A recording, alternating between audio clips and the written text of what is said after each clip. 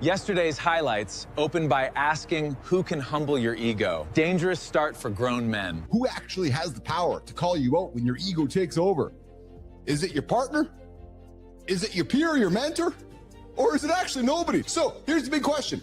If your inner circle had to be brutally honest, what is the one hard truth they would tell you today? Easy. You're not misunderstood. You're just a pain in the ass sometimes. No, Petro, you are somebody. You are my somebody, Petro. You are a good friend. That got so sincere, I almost texted an apology and ruined my whole brand. You're a brother, and you're somebody who I have lots of admiration and love for. Petro, so there's some dudes in that rocket ship that are dads. And now I've traveled in my lifetime, and there's been times that I'm like, oh, I got to get home to see my kids. Well, could you imagine? 230,000 miles away from home. There's no other ride to get home. Being 230,000 miles away with kids at home, that's dad guilt with NASA lighting. Like, no, sorry, you're stuck. We're gonna have that conversation. I think we may have reached a high point in the history of our show when the Bang Bus made an appearance, courtesy of producer Jimmy. Producer Jimmy heard Family Show and said, let's test that shit immediately. And apparently maybe with some ideas from Neiman. So if you don't know what I'm talking about and you don't know what the Bang Bus is, well, I would invite you to hit the old Googles and you might just quickly find out what the Bang Bus is. That is not a Google search. That's a fork in your goddamn life. There's no room in the Bang Bus for you. Getting rejected from the Bang Bus is the closest some men get to divine protection. So we just had no room for Whitaker. Maybe one day Petro and Whitaker and Billis and Anderson will get into the Bang Bike. Maybe we can get on the Bang Bike, Jimmy, instead of the Bang Bus. If you think about it, people think, oh, I'm in bed 10 hours. Yeah. Okay, yeah. Well, you're fucking laying there getting very little done. John made bedtime sound like lazy bullshit with blankets. Be in bed 7 hours and sleep efficiently. Yes. And get up and kick ass.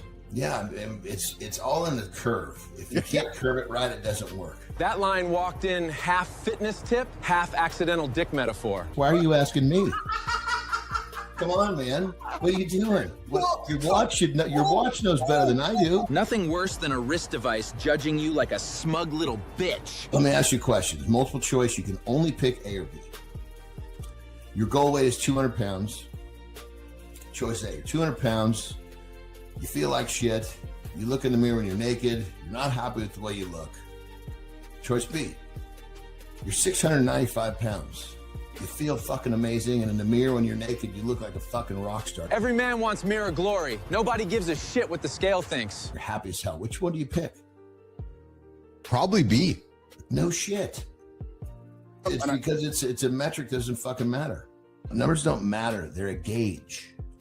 Okay, yes, that's exactly. They're gauge. They don't matter. Exactly. Numbers are tools. Some idiots turn them into religion. You can fucking live without the numbers. So you control what you can control, and you have peace in that, which is a huge part of sleeping.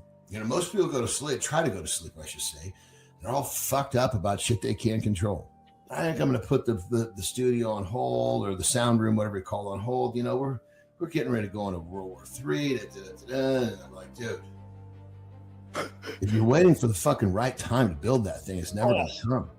I said, you are doing exactly what they want you to do, which is all fucking freaked out looking over here and not progressing in your life. That's half the internet, panicking professionally while their actual life collects dust. That's why I love having sex before I go to sleep. That is either romance advice or the most honest sleep hack ever aired. I'm serious, because it's like a nice release. I'm relaxed. I'm in love. Oxytocin's through the roof. Oxytocin creates, connection in relationships.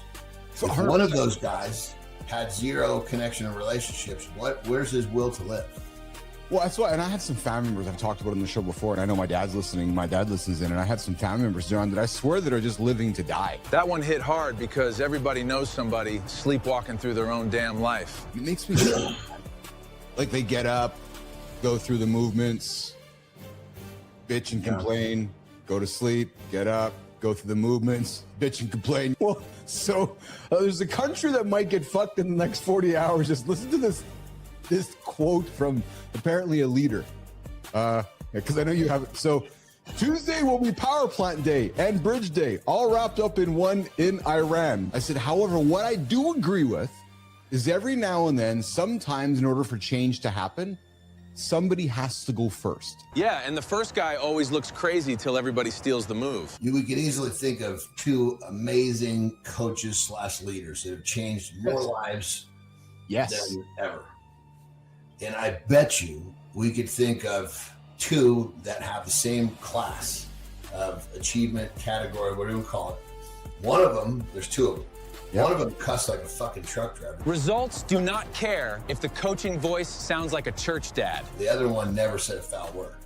Is there a huge difference between how they get the job done?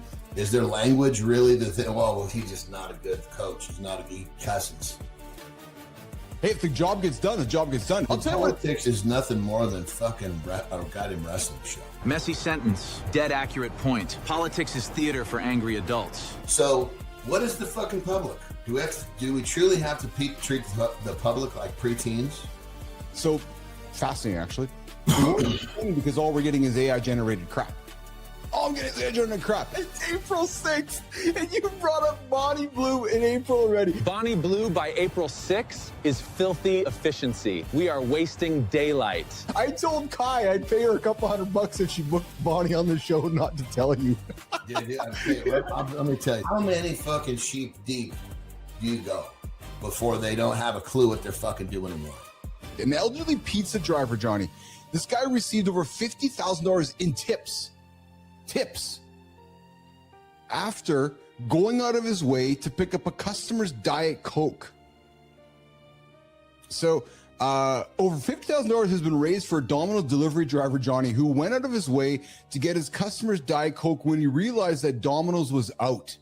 Somebody started a GoFundMe and raised the guy 50 grand just for being a good dude. Imagine being rewarded for basic decency. That's how fucked the standard is. You're actually the son of the world's greatest bodybuilder. So Arnold was not drug-free. So he's competing in a different world. Yes. Right so on. There's really no comparison. There's a world of difference between enhanced athletes and non-enhanced athletes. That's the polite version of saying, stop comparing apples to pharmacy receipts. So, it's like Russian roulette, not saying that it's sure death, but it's like Russian roulette with 5 bullets in the chamber versus 1. You know what's crazy is that we still live in 2026 where we naively watch things like the Olympics, and there's still humans that don't believe that none of that exists. Thinking elite sports are clean is adorable. Keep coloring inside the lines, sweetheart. Most people have no idea that the Olympics is a business. Like when I found out that's what kind of choked me. I was like, God, that fucking blows. That's a grown man realizing the fairy tale had a payroll department. Imagine if you had a contest where it was, we promoted that you can do whatever you want. Some fucker's gonna sue us. Cocaine's on it, but fucking peptides are not. That list was built by 2 lawyers, 1 idiot, and a pile of cocaine. I mean, what the fuck, dude? How do you put those two together? Dude, those are foam plates. No, those are real. Producer Neiman just backing me up, brother. Cocaine hydrochloride is legitimate, though rarely used. Prescription medication. Oh, there's your prescription. Schedule 2. Utilized primarily as a topical local anesthetic and vasoconstrictor in nasal, throat, and ear surgeries. Yes, well, I found a video of you in prison. That's you at the top. Look at this guy. Like, you talk about committed. Like, the guard walks in, is like, where's the guy? He's on the fucking ceiling. Prison fitness looks intense as shit. Planet Fitness could never. But here's the thing. I have been asking myself if I would operate well in prison. Only Keith can make prison sound like a structured wellness retreat. Because of the structure, and there's something to be said for it. We went to Mexico. We came down here where there was no restrictions. Like, Taryn actually found out, and I can't reveal my source, but Taryn and I found out about 12 hours before the announcement came out. So we got in 2 separate cars and we fucking drove around. And we bought Pandemic shopping had grown adults acting like squirrels with trauma. All the food that were like packages of almonds and fucking protein bars, shit on the counter. Looking back, I wasn't doing a very good job, but I don't know that there was a way to do a good job in that setting. We were in the airports, and on the monitor there was this news happening out of China and talking about like these little things that started you kind of paying attention to. And then as we were flying home back to Canada, you know, then the news continued to start accelerating. Well, I don't like how it became so restrictive over time. And I felt like I was very much living in a communist type society. Nothing makes a man spiral faster than being told where the hell to stand. For a point of time there that I found myself, Anderson, following like a follower instead of a leader. So coming here was probably the best thing that I did for us, because, you know, the social distancing was still here, but it's a small town. There's a fucking, you go to the fucking beach, there's nobody. That wasn't vacation talk. That was a horny speech for freedom. You're social distanced just by going outside and doing shit. So then when the whole situation comes up, you kind of go, okay, well, I guess I'm going to get into the herd of sheep and just be. I don't like when somebody tells me what I got to do. I want to make the decision myself based on the information that I've received, and I'll make the decision myself. Honestly, me personally, you fucking give me whatever vaccine you want. John talks to disease like it owes him money. I'm not fucking changing it. I'll whoop its ass. That thing ain't lived. You know, I got no issues with me. Dude. Well, if COVID was killing everybody, where was the spike? The common fucking flu kills unheard of amounts of people every fucking year. Whitaker said it here too. A man killed by a train, and they called it COVID related. I said, Johnny, I'm fucking attaching my train to you. Male friendship is beautiful. No feelings, just full speed mutual destruction. We're going down together, man, because it's like, let's get the fuck out of here. Like, seriously, we live in an era where they said something, whether it's true or not, and then it turns into bullshit. Next thing you know, it's the world is following something that's not real. And that's what's scary about the world today, man. We're developing a drug, and we're like, okay, fuck, it's really not working. And there's somebody sitting in the business office who's like, wait a minute, boners, sex, money. That is the cleanest summary of Big Pharma I've ever heard. You know you need to drink beer bad. Johnny, that entire jacket is beer. That is redneck genius. Trashy, practical, and somehow kind of brilliant. Dude, that's brilliant. That's absolutely brilliant. We should get EJ Snyder to get that thing, because that's like a survival thing, like you said. You could put anything in there. You could transport anything in there. As soon as you start to live and make your decisions based upon what is important to you rather than what is important to people, your life will change, and it'll change fast. As soon as you stop giving a shit about the people around you that don't matter. That sentence alone could save 6 years of fake stress and dumb decisions. Anything to you, everything changes. So ask yourself a question. Are you making decisions based upon what people are going to think? Or are you making decisions based upon what you think? Ask yourself that question. Rock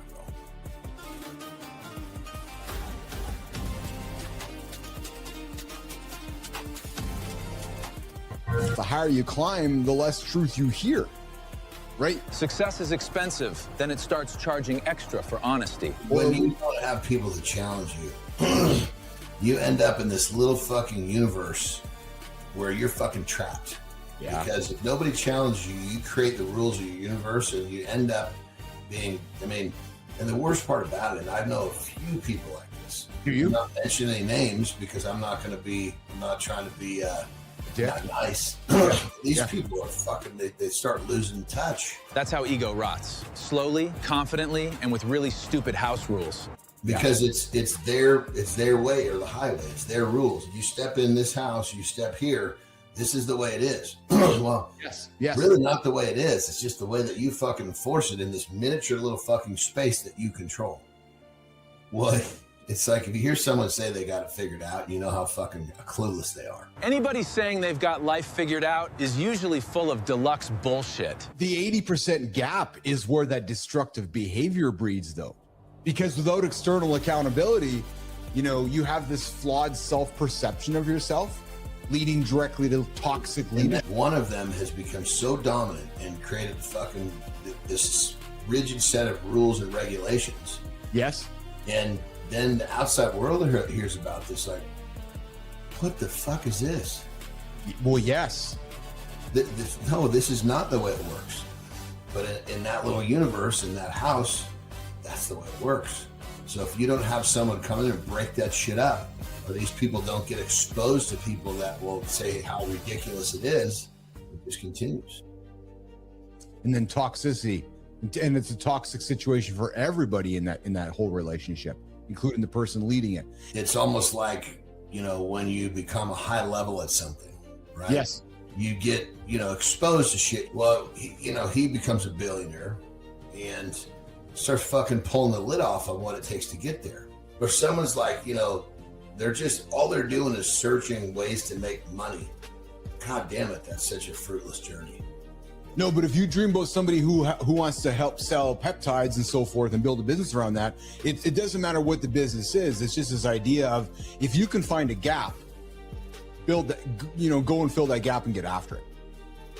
But that's my point, is, and he was talking about AI. So if you're not fucking passionate about AI, don't go fucking Nothing sadder than chasing money in a lane you don't even give a shit about. become an expert. Not until you've actually made yourself a bunch of fucking money and realize, holy shit, these zeros in my bank account don't really help my happiness, that you're going to start to listen to this conversation. This guy's on his fucking windsurfer, and he actually.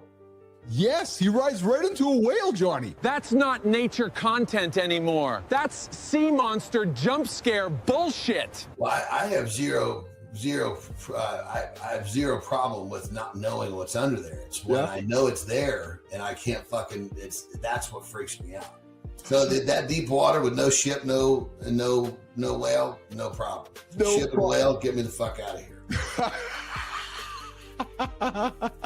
But listen, a Florida man hides a gun inside his prosthetic silicone breasts while trespassing in lace lingerie. Florida crimes always read like meth got final draft approval. You can't make this shit up. If he were to spend a little bit of his energy putting it into a positive place in life, could you imagine what he would achieve? Like, all that energy to think about all those things, the gun and the breath. Like, everything, like what he could have achieved by putting that energy in that direction. Like, when that show came out, man, back on regular television, people would be like, what is going on here with that? Well, guess what? Producer Kai got her. She's coming on the show tomorrow to hang out with us. There she is. Barbara Shemwell tomorrow joining us on the show. She's going to hang out with us. We're going to learn what it feels like jumping off the cliff in Moab. There's just the truth, man, that you're never too old to do crazy shit, eh? Yeah. You do not need a break, you guys. You just need a bigger reason. That one lands because half of burnout is just doing shit you secretly hate. There seems to be a phrase that people just love using these days, non-stop. I'm burned out. Yeah, I'm burned out. Really? Are you actually burned out? Are you choosing to be burned out, or are you actually burned out, or is it just you think you're burned out? Like, what does that actually mean? I'm burned out.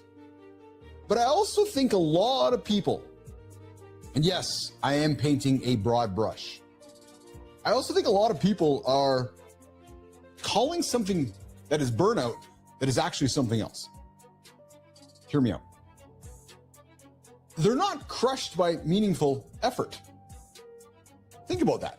They're being slowly drained by these fragmented attention, weak priorities, constant distractions, and work. Here's the killer. They actually don't care about. They're just putting the time in. But maybe the issue is not that you need a break. Maybe it's actually not that at all. Maybe the issue is that you're doing something that feels important, but actually not important enough to wake up something inside of you other than the fucking snooze button. That is the part. I'm sorry to say it out loud, but I'll say it out loud. I'm going to admit that I've built a life that no longer feels connected to who I actually am, and I'm just bored. And here's the thing, guys. Once you lose the reason, everything feels heavier. You need to get brutally honest with yourself and go look in your own mirror. What am I doing right now that actually matters? And if the answer is, I don't know, then you really got to look in the mirror and ask yourself again, what am I doing right now that actually matters? And what am I doing that drains me because it is misaligned? You don't need a bigger break in life.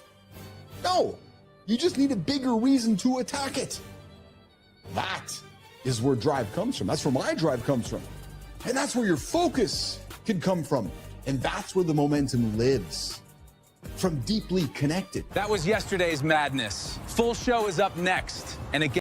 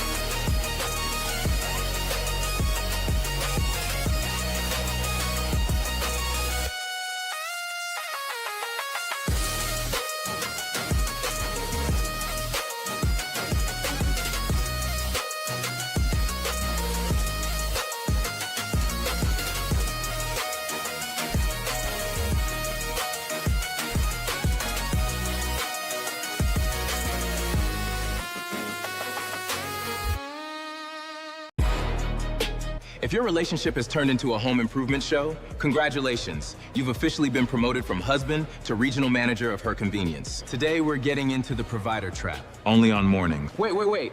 We have a 78-year-old grandma who did the longest rope jump in the USA, and you're leading with that? What's wrong with you two? We're live, Frankie. Let's just get the show rolling.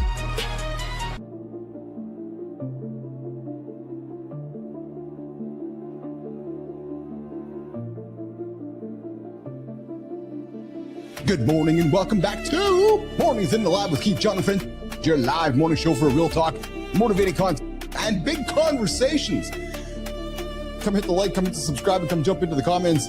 Come check into the show. Come say hello. Mornings.live over on the Mornings in the Lab Live Network. Get up, build a streak, and show us your proof that you are up.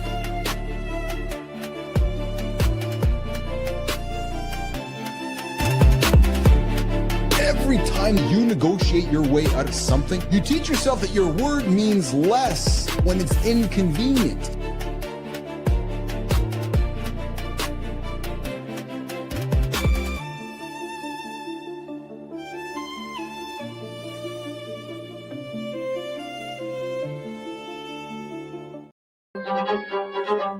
Oh, hey, did I hear she's 78? Frankie, she's 78. Yes, baby. We've got somebody showing up on the show here today, and I can't say an S-bomb, B-bomb, F-bomb, or R-bomb. This is officially a G-rated experience today. Yes. Hey, good morning, everybody. A lot of men, they don't get wrecked by failure. They get flattened by becoming useful, predictable, and weirdly, well, forgettable. So today we're going to come at the desire, we're going to come at the discipline, the masculinity, the aging, and the personal edge from every angle we got. But first, good morning and welcome back to Mornings in the Lab with Keith, John, and friends. Good morning, Seasoned. I see you out there. Good to have you out there in the community this morning, my brother. Hey, listen. First, I got to wipe this one out. This is not an R-rated show today. Yeah, it's true. Season's like, wait a minute, it's G-rated today? Yes. We have a wonderful guest. We are going to keep the language appropriate for all the grandchildren out there. So parents, you are welcome to the show. Yes, kids, you're welcome to stick around for the show. We're going to have a fun one today, as long as Johnny keeps the cuss words inside the lines along the way. Yes. Today, nation, we got a special guest. And she had a special request. This one, we're going to cuss less. Yeah. But Kai, she didn't say nothing about the words outside of cussing, because we don't have beer ambassador today. So we are going to talk about maybe like stuff that happens like in the bedroom. I don't know. Just wondering. And I did see a story a couple days ago, team, that as we age, there's different positions we might want to welcome into our lives. So, when we get into our 60s and 70s or 80s, we know if we want to live longer, we have to keep the action happening in the bedroom a little bit creative. So Brianna Bass is going to join us here for the second hour on the topic of the provider. Yeah. So what happens, dudes, when you just kind of get into the idea of well, I'm just the provider. I'm just the guy who I get all the stuff done around the house. I get the work done. She gets the work done. But the dude's like, wait a minute. I've just turned myself into a utility belt with a bank account. And how come my wife doesn't like me anymore? So we're going to have that conversation. Is it the guy's fault? Is it whose fault? Maybe it's nobody's fault. We're having that conversation with Brianna Bass, the provider trap. Why she loves you, but doesn't want you. Hey, why do you think she doesn't want you? I know why. Maybe you've just been lazy, just laying around on the couch the whole time. Maybe just kind of laying out there, let yourself go. And that might just be the problem, gentlemen. That might just be the problem. So that conversation is coming up in the second hour. Of course, we got Barbara Shemwell, 78-year-old retired math teacher. Yeah, I got to talk to you about math. I was talking to my daughter a couple of days ago. We're doing the times tables. And Barbara, I'm telling you, man, the math they teach the kids today, I don't know how they get to 6 times 6 equals 36, but it's a whole different equation. It's like 6 times 6, take away 4, add 3, go to 7, divided by 74, and you get 36. I'm like, wait a minute. I just thought that it's just 6 times 6. They just teach these whole new ways of delivering math. So Barbara Shemwell, 78-year-old living with Parkinson's and arthritis, who said, pardon me, Barbara, pardon me. She said, fuck it. She did. She said, fuck it. And she jumped off the rope. She jumped off the ledge in the Moab. Yep, 500 feet, just swinging and dangling out. Boo, doo, doo. Yes. So, gentlemen, Ladies, if you're just laying around there on the couch, if you're just wondering what life's got ahead of you, well, Barbara Schemmel, sorry, Barbara, because I know you, Barbara. You're like, I'm going to say the F word before I jump off the edge, but I just don't want to say it because I don't want to upset my grandchildren. Well, true. I just did. So, guys, Barbara Schemmel, I'm excited about that conversation about grit, movement, aging, fear. Like, was she scared? I don't think so. When I watched that video last week, me and John Petro and Johnny, like, no, she's not scared, man. There's no fear there. She's just jumping straight after it. That free fall. So we're going to have that conversation about what happens when somebody refuses to let a diagnosis turn them into an identity. So that's coming up in the bottom of the first hour with Barbara Schemmel. And hey, guys, I suspect we're only going to go 90 today. Yeah, I'm a little bit out of sorts, even though you can't tell. My lovely pup, Charlie Ray's a little out of sorts here today. I think she has like an ear infection or an ear disease, something vestibular. Kai, she's walking on like Grace. Her head's like this, all tilted. I'm like, dude, why is your head tilted? And she was wobbly, and she was no, actually, yes, Grace, Kai. Like, you know how Grace looks like this? Boom. Yeah. So Charlie was like this yesterday. Like, what's going on? So I'm probably gonna cut the show today about 30 minutes short, so I can get to the vet and take care of my best friend. Yeah, one of my best friends. True story. All right. Also on the show today, we got the poll, and Kai's on it because Jimmy is somewhere. We don't know where Jimmy is. Yeah. So Jimmy got kicked out of the internet. Hey, Kai, maybe Jimmy's got to pay his bill. Oh, wait a minute.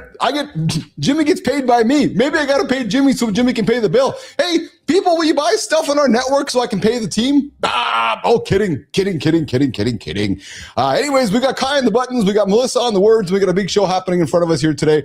And of course, as you guys know, if you haven't checked into the show yet today, I'm wondering why. I'm just wondering why you have not checked into the show yet today. You can do that. Hey, Barbara, have you checked into the show? You can do that. Mornings.live to check into the show and build your streak.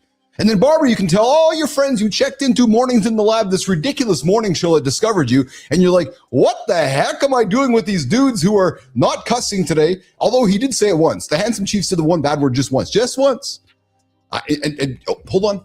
Hey, Barbara, do you see that? Barb, look over there. Johnny's coming in. He'll be here in about 2 minutes. You're going to love meeting Johnny Anderson. So, guys, if you've been snoozing since January 1st, Kai, how many minutes are they behind? Oh, yeah. I'm just all over with Kai right now. Hey, if you've been snoozing since January 1st, you're 873 minutes behind. And I bet you, guys, Barbara has not been snoozing since January 1st. I guarantee she has not been snoozing. No. Wait till you meet her. Oh yeah, she's got the wonderful headset on. She's got this awesome outfit on. She's looking sharper than the handsome chief here today. We might have to call the handsome Barbara. Yeah, coming up. And hey, listen. 873 minutes behind. 14 hours. Hey, Barbara, could you imagine just laying there for 14 hours and contemplating what you're doing next in life? Just imagine that. Like, hey, you're the math teacher. Just you do the math. 14 hours. Just laying there contemplating. Snooze. And then Barbara, the same person. Yeah, I'm just too busy to hit my goals. Oh yeah? What'd you do this morning? Did you snooze? No. Oh yeah? So if you've been snoozing since the start of the year, you're actually 14 hours behind Barbara Schemmel. Yep, coming up. Okay, we got the poll, we got the question. So the poll today. Where is my poll? Oh yeah, it's over there with Kai. The poll today is, which version of the provider currently dominates your life? Is it I handle every bill, repair, and crisis? I work 60 hours plus to fund my life? Or I feel valued for what I do, but rarely for who I am? Yeah, so that's the poll today. And the daily question goes a little bit like this. Are you being loved for your character, or are you just appreciated for your paycheck? Are you the dude or you the dudette who's like, yeah, he only loves me, she only loves me because of the paycheck? Oh, baby, does that happen? Hey, Sullivan, what's going on, brother? Good to see you up there. Hey, what's going on, Matty Roof? Kindness Rising, 7:30 Eastern time. Roofy's out there this morning. He's out there hanging out this morning. Hey, Barbara, if you haven't met Matt, you got to meet Matt Roof. Yeah, and you might even want to be on his show too. Yeah, he's a solid dude. And of course, I know Cheryl Whitaker's out there and Dwayne Whitaker's out there as well listening. But in the distance, I see him arriving. Barbara, you are not going to believe what's coming in right now. Hold on. I see him. Kai, let's bring him in.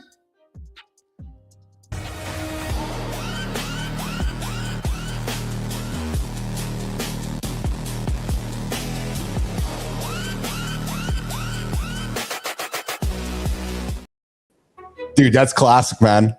I can't say the dusty old farm trucks. You gotta stay around. Okay, hold on. I gotta warn you.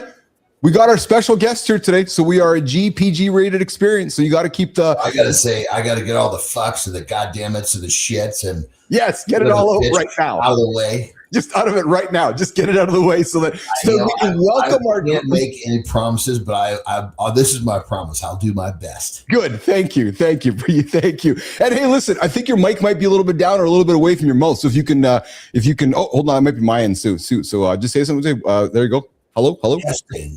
There you go, brother. Me or you? No, it's a little bit of both, but we're good now. Good morning, Holroyd. I'll check my audio real quick. Good morning, Holroyd. I see you out there. Johnny, I'm a little bit out of sorts this morning. I just got to get this off my plate because I know you love your animals as much as I love my animals. Last night, man, Charlie, my English bully, was walking around with crooked head and wobbly and did a little bit of research, and she might have a vestibular disease or infection in her ear. And I got up this morning, took her to eat. She ate, but we have stairs to get down into the garage, and that wasn't a pretty picture, navigating the stairs up and down. And I did my little research this morning, and I'm sure she's going to be fine. But like you, I don't like when my animals are not feeling very well. What was wrong? Because I think I just told you.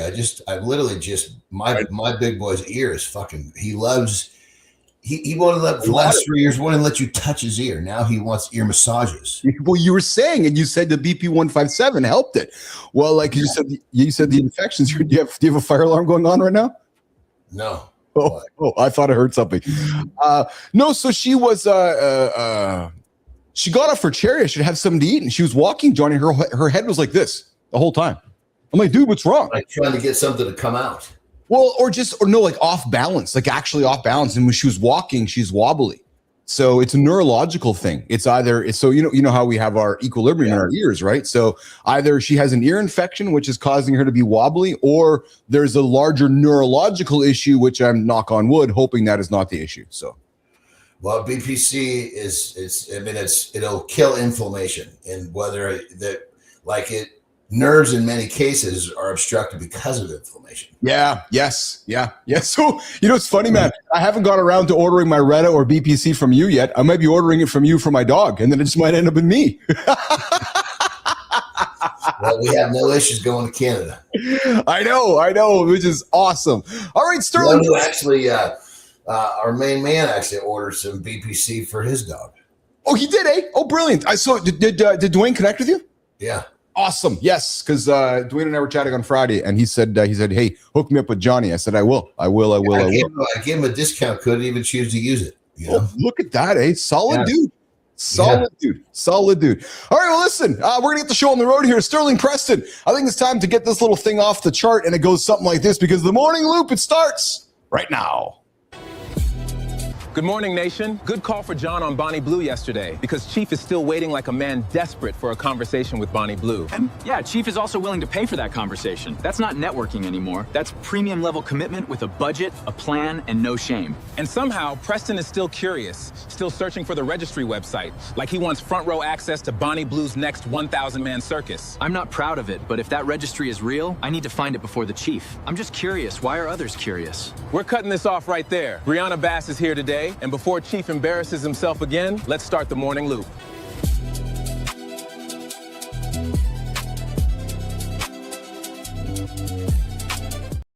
Oh, yes. Sterling and Preston joining myself and John Adams this morning. Coming up, Barbara Shemwell, the 38-year-old young lady who jumped off one of the ropes. Before we get into this fine young lady that we're going to speak with here shortly. Yes. What does your wife think about you talking about this hussy Bonnie Blue all the time? Well, she rolls her eyes like I do. It's such giggling BS is what it is. I don't even know if she pays much attention to the broad. I think she just rolls her eyes and she's like, she's paying attention to the broad. She's paying attention to your weirdo-ness attraction to the broad. Oh, believe me, I have no attraction. Nobody watches her. They just watch you and how you react to it. You know what it is, man? I'm flummoxed. There's the word, Anderson. I'm flummoxed at society. And maybe Barbara Shemwell has an opinion on this, but I'm just flummoxed that we have one individual who just has no dignity for them their entire self. I don't care at the end of the day, and it's fun morning radio BS, but it's like zero dignity. It's fun saying that you're all messed up over the chick. That's too. Yeah. It is. It's absolutely it is. It's but no dignity. I'll tell you where there's dignity, Johnny. Yesterday, so humans went the furthest ever away from Earth to the moon. So I know you and I have been joking about, hello moon, we're just flying by. We're not landing on it. We're just wasting a bunch of money. Just keep it up, swallowing up all the resources. Yeah, keep circling the moon, US. Oh, what's that? Oh, you mean China landed on the moon while we're driving by it? Yeah, we're in a complete world but it's like a race for resources, and we're wasting them driving around the moon. Yes, but truthfully though, and Kai, if you have a clip, just run it, cut me off. But truthfully though, 252,000 miles they flew there. They flew on the other side of the moon yesterday. So I'm a nerd, so I just want to talk for a couple minutes. They flew on the other side of the moon, right? You know, the Pink Floyd Dark Side of the Moon. So they were on the other side. They lost contact with Earth. So real quick, just back to your statement, I got to say, you're a cool nerd though. Oh, well, thank you, brother. I love you. Yes, yeah, because there's nerds. And then there's that nerd's kind of cool. Oh, so if we were growing up together. 252,000 miles, no signal, no ground control, just 4 people and the dark side of the moon. Artemis 2 just broke Apollo 13's distance record, 252.56 miles from Earth. A scar from a disaster became the benchmark. Now 4 astronauts just rewrote it, flying into silence behind the moon. That's not just a space headline, that's momentum. You know, Johnny, it's not lost upon me that our guest, you know, I think she's so old. She was here for actually the original Apollo. Yeah, like, I think she's been around since like 178 actually. She's so old. How about she's vintage enough? Oh, I love it. Barbara Shamwell joining us in about 12 minutes here. She's wonderfully. If we grew up, what were you going to say? Oh, I was going to say if we grew up, together. So I would have been the husband. You're a male scooter is what you'd be. Yeah. I'd hang out with you in the neighborhood, but not at school. Yes. Yeah, because it does very few have the balls to actually do what's right. They just do what fits in. And now I was one of those for sure. Oh man, I just got a massive memory refresh because I was those friends for some people. You're right. Where I was like, wait a minute, why are you hanging out with me over here? We just hung out yesterday. Now you won't even say hello to me in the hall. What's up? Dude, you just actually sent me back to like a 12-year-old in this moment. I'm like, wait a minute, John I just had a revelation. I feel like I'm sitting with a therapist right now because I'm like, wait a minute, I was that kid. Well, you see, you say you like therapy. Shit, man. The scooter friend. You're a male scooter. That's right. You want to ride him, but you don't want to let anybody. You don't want your friends to do it. I now that you say that though, I will admit I did have a couple of friends like that I would. Hold on, let's get the. We see the counter up. Let's get this going. Fuck, goddamn it, shit. Let's see the numbers go. Don't. Come on, where's the numbers? There we go. Oh my God, I love it. Hey, how was Mexico yesterday, brother? What did you get done yesterday? Did you accomplish anything yesterday? What was your big accomplishment? Oh man, every day's an accomplishment. Mm-hmm. I start off at fucking 3:30 lately. It's such a good question though. Like it's such a great question. And I'll ask it for Barbara too. You think about it because almost before I get here. Fuck man. I mean, this morning I did. It was actually really fun. 5 sets. So I did 50 body weight squats. Nice. Hit 10 push-ups, popped back up. Did it was 10 squats, 10 push-ups, burpee, 10 squats, 10, so 5 sets. So basically 50 in each set, 5 sets of those. That was doozy. Nice. Yeah. So just getting that blood flow, getting that done. I was getting a little bit of I mean, I've already planned out my day for the night before, but then I just kind of look it through. You know, it's like I'm already dialed in before the show. Oh yeah. I know you are. I actually went to a really good. We went to we went and saw a buddy of ours. Yeah, a tattoo shop. and hung out with him for a little bit, and then went to, interestingly enough, sushi in Mexico. Oh. But here's the thing. The seafood here is fucking nuts. Yeah. Right? Yeah. So you got to imagine, like, when you get a prawn, I mean, that fucking thing's like a size of huge. a child's fist. Yeah. You know? Yeah. So you got to think you got to think of having the Sea Cortez literally right behind this restaurant, knowing that they're trying to make Japanese food, but with the Mexican resources of the big. It's an interesting spin on sushi. And you go to the Sea Cortez for some great sushi that I can only imagine. And the freshness, it's like we talk about ceviche, like just some freshest food out of the ocean, eh? Yeah, Terry, when she took a bite, she said that she likes she references clean. Clean, yeah, I bet. Hey, you said tattoo shop. Did it look like this? Check this out, man. I got a WTF segment here. I don't know about you, man. I do not have any tattoos. I know you have a little one on your finger. But dude, check this out. Full body. Like that dude's body, head to toe, all black ink. Oh, fuck. I didn't even know what I was looking at first. What's it got covered? Is this Johnson fucking black too? It is. Yes. They tattooed that? Like, dude, I don't even. There's no way they tattooed his fireman's cap. How do you sit through that? How do you sit through that? I mean, can you is it just a sheath covering it up? What are we looking at? It looks like his stuff is just laying flat down between his legs. A pile of kittens laying there. I know what that looks like. It's just laying there. And the fireman. There's not a hair on that body. No, like we're talking head to toe black ink. Wow. Like I don't even know what to say to that. I can't even like that's a decision you're not reversing anytime in your life. Yeah, can I get my tattoo removed? I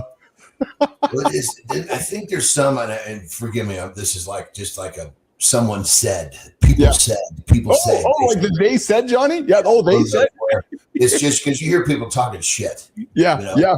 And you hear, I have zero idea if this is true or not, but the fact that if there's too much ink, it does something to the skin, because our skin has a purpose. Oh. And so it interrupts I should say many purposes.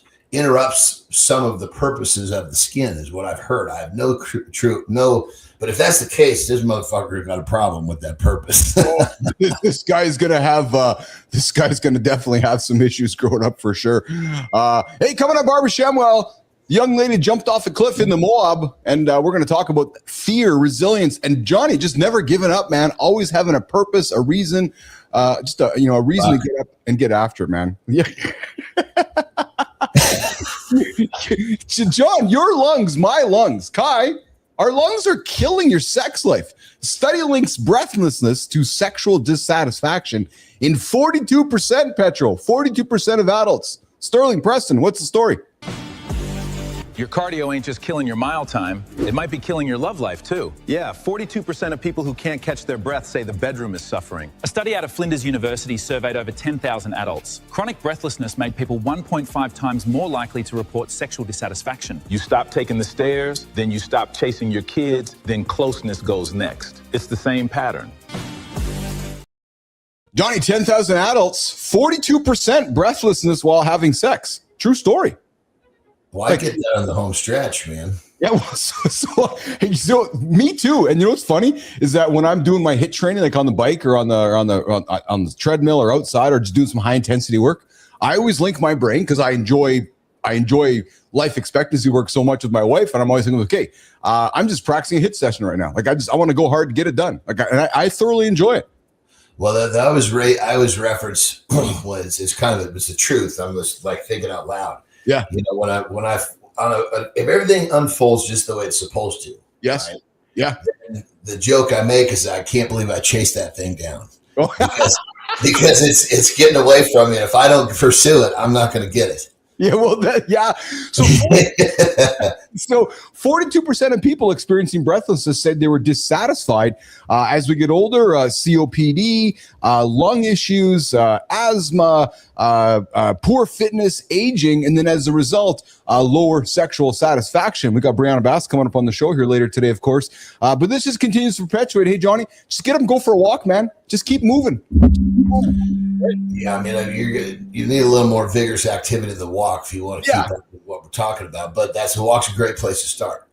Absolutely. Yeah. Well, because we know too many of us are making the decision to not even get off the couch instead of, never mind, going for a walk. Speaking of moving, remember Jean-Claude Van Damme? Remember that dude? So it was Stallone, Jean-Claude. There's a group of them for a while, like the Expendables. And dude, I don't know how well this guy has aged. I don't know. Kai, let's run this epic spot, man. I got a little clip of JCVD getting after it. There's young JCVD in there, so he's still getting after it. He looks like he might have had a Big Mac or two in his life, but there he is. There he still can move though. He still can move pretty good. He's mimicking. Yeah, look at that, 89 to 25. He wasn't one of my. He wasn't one. I didn't enjoy his movies as much. You know, there was a period where I liked his movies, but they were, and it was like it wasn't like, oh my God, it was like great background shit. Yeah. Yes. It wasn't like go to the theater. No, I'm with you. Yeah, I'm absolutely with you there. So yeah, Jean-Claude Van Damme getting after it, just getting after it and doing his thing. Hey, do you guys have do you ever get hit by hail up there? And I'm serious with the question. Do you ever get hit by hail up there in California? Or not in Mexico, but do you ever get hit by hail in California? Actually, you know, it's crazy sometimes because it's like, God, when I can't remember the season, but I mean, when it comes, and we've had it to the point where it's completely covered the area around the pool. Oh, really? But I mean, you understand? It's a different the weather. One of the things I love about the desert, dude, is the fucking weather patterns are extreme. I understand them; they make perfect sense to me, right? Yeah. Yes, it's not going to fucking rain, but when it rains, I mean, it fucking floods shit. I mean, it's like comes so hard, so fast. Yeah. Well, your infrastructure is not built for it, right? So when it comes. Yeah. And then when you do get like just the right, I mean, I don't know what happens up there, but you get these certain cold and hot and blah, blah, blah. And next thing that fucking rain turns into little pebbles of ice. Yes. It's just like, it'll just cover the ground. I mean, it's like a half an inch thick. Oh, dude, we got some golf ball size ones up here that jump out of the sky. And sometimes I've been caught in them, and I've been caught in them in my Roadster. I remember coming back from my folks years ago. I sat under the underpass, Johnny, because I'm like, we were in Tahoe once. Yes. A couple of years ago. Yeah. We just fucking got it was the year that we had the fucking wagon delivered to fucking Tahoe. Yes. And it just starts fucking hailing I was like, holy Christ. Right. I mean, I darted for the nearest nearest gas station because I'm looking for that cover because those things will dent your shit in. Oh, 100%. Well, dude, I found a Florida man who said, no way, man. I'd rather go down trying. I'm going to shield my car with my body. Sterling, Preston, what's this all about? A man in Florida climbed on top of his car in a hailstorm to protect it with his body. His back versus golf ball ice. And he chose his back. Manny Rosado in Palm Bay, Florida saw hail about to destroy his sunroof and paint, so he laid across the roof and took every hit. Honestly, that's not crazy. That's a man who ran the numbers faster than his insurance company. Florida math. Body is free. Deductible is not. I don't think you're covering your whole car with your back, but look at this. That is the goofiest concept I've ever fucking heard in my life. It is. Well, look at him. Like you're like, what do you? I'll give the guy credit for trying, but dude, like, I don't know, man. That's and then kicking his legs around. That's got to be some sort of a fucking setup for a video. I was just gonna say it was probably a TikTok. Well, first off, looks like he got himself surrounded in a sleeping bag. Why didn't he spread that sleeping bag over the whole fucking car? Yes. Dr. John Petrocelli, what a complete dumbass. Yes, absolutely, 100%. I know who's not. Does Petro? Does his cussing get put on my counter? Come on, team, get on there. I know who is not a dumbass. We have somebody patiently waiting for us. Johnny, she was here ready early. Apparently, her wonderful husband helped her get set up this morning or last night. And I'm fucking stoked to have a conversation with her. God damn it. Me too. So you know what? Let's just stop our chat. Sophia Grant, let's get this set up. The center stage, Keith Billis, John Anderson, Sophia Grant, Barbara Shemwell. That segment starts There's a morning when your body sends a new signal, a tremor, a joint that won't unlock, something that wasn't there before. Most people listen, they scale back, they accept it quietly, because that's what aging is supposed to look like. But what if stopping wasn't the only answer? What if you just learned a different way to do the things you love? 3 weeks ago, a 78-year-old woman with Parkinson's and arthritis stepped off a cliff in Moab, Utah. 500-foot rope swing. First time. She's not a daredevil. She's a retired math teacher from Coffee County, Tennessee. She still golfs, gardens, and shows up for every grandson's game. On the mornings her body fights her, she moves anyway. Not because it's easy, because she knows what happens when you stop. That clip has millions of views now. But nobody's asking the harder question. What does it actually take when your body says no? Barbara, welcome to Mornings in the Lab. We've been looking forward to this one. It's truly a pleasure to have you here. Johnny, before we bring this fine young lady up on the stage, can we please ask Sophia Grant to change her fucking drawer? She's got to be so stinky by now. I'm working on it. I'm opening up the budget. I talked to Nothing worse than a hot bitch that stinks like a motherfucker. We're opening up the budget for Sophia Grant. Hey, we got no budget. We got nothing but love for our next guest coming up. Barbara Shumwell joining us this morning on Mornings in the Lab. What is going on, Barbara? I'm just enjoying all the advertising or whatever promotions I'm getting from this jump. I had no idea it would go this far. Well, I'm going to do my best to keep the potty mouth closed for you. I promise. Thank you. So Barbara, thank you so much for joining us today. I know when we saw your clip last week with myself and John and our other co-host, Dr. John Petruccelli, producer Kai, we're like, we got to get her on the show. So she tracked you down and you're now here with us today. So grateful. So first of all, where are you joining us from today? In Manchester, Tennessee. Manchester, Tennessee. You froze, Keith. He'll be right back, Barbara. There he is. You froze. Yeah. Sorry. How did you end up there in the Moab jumping off the cliff? Well, my daughter and son-in-law like to go places and do hikes, and they go and then they find if there's good places there for his mother and I to go, then they take us. And they had been out to Utah, I guess a year and a half ago or something. Yeah. So they took his mother and I out there and knew the things that were easy for us to do. We couldn't do the hikes that they do. Yeah. Yeah. And John, as we watched that video, Barbara, John and Keith and Petra watched it. You to take us through that moment as you were getting strapped in and you're standing there and just before you were about to take that leap, what was going through yourself? Nothing. I was just excited to be there. The young man that counted me down he had talked me into jumping. I wasn't going to, but he was so nice and helped me walk down to where we jump, and I just couldn't disappoint. He even said, I'm supposed to take the group before you back down, so you have to go first in your group because I want to watch you. So there was no way I was going to chicken out at the edge. I was excited. I was ready to go.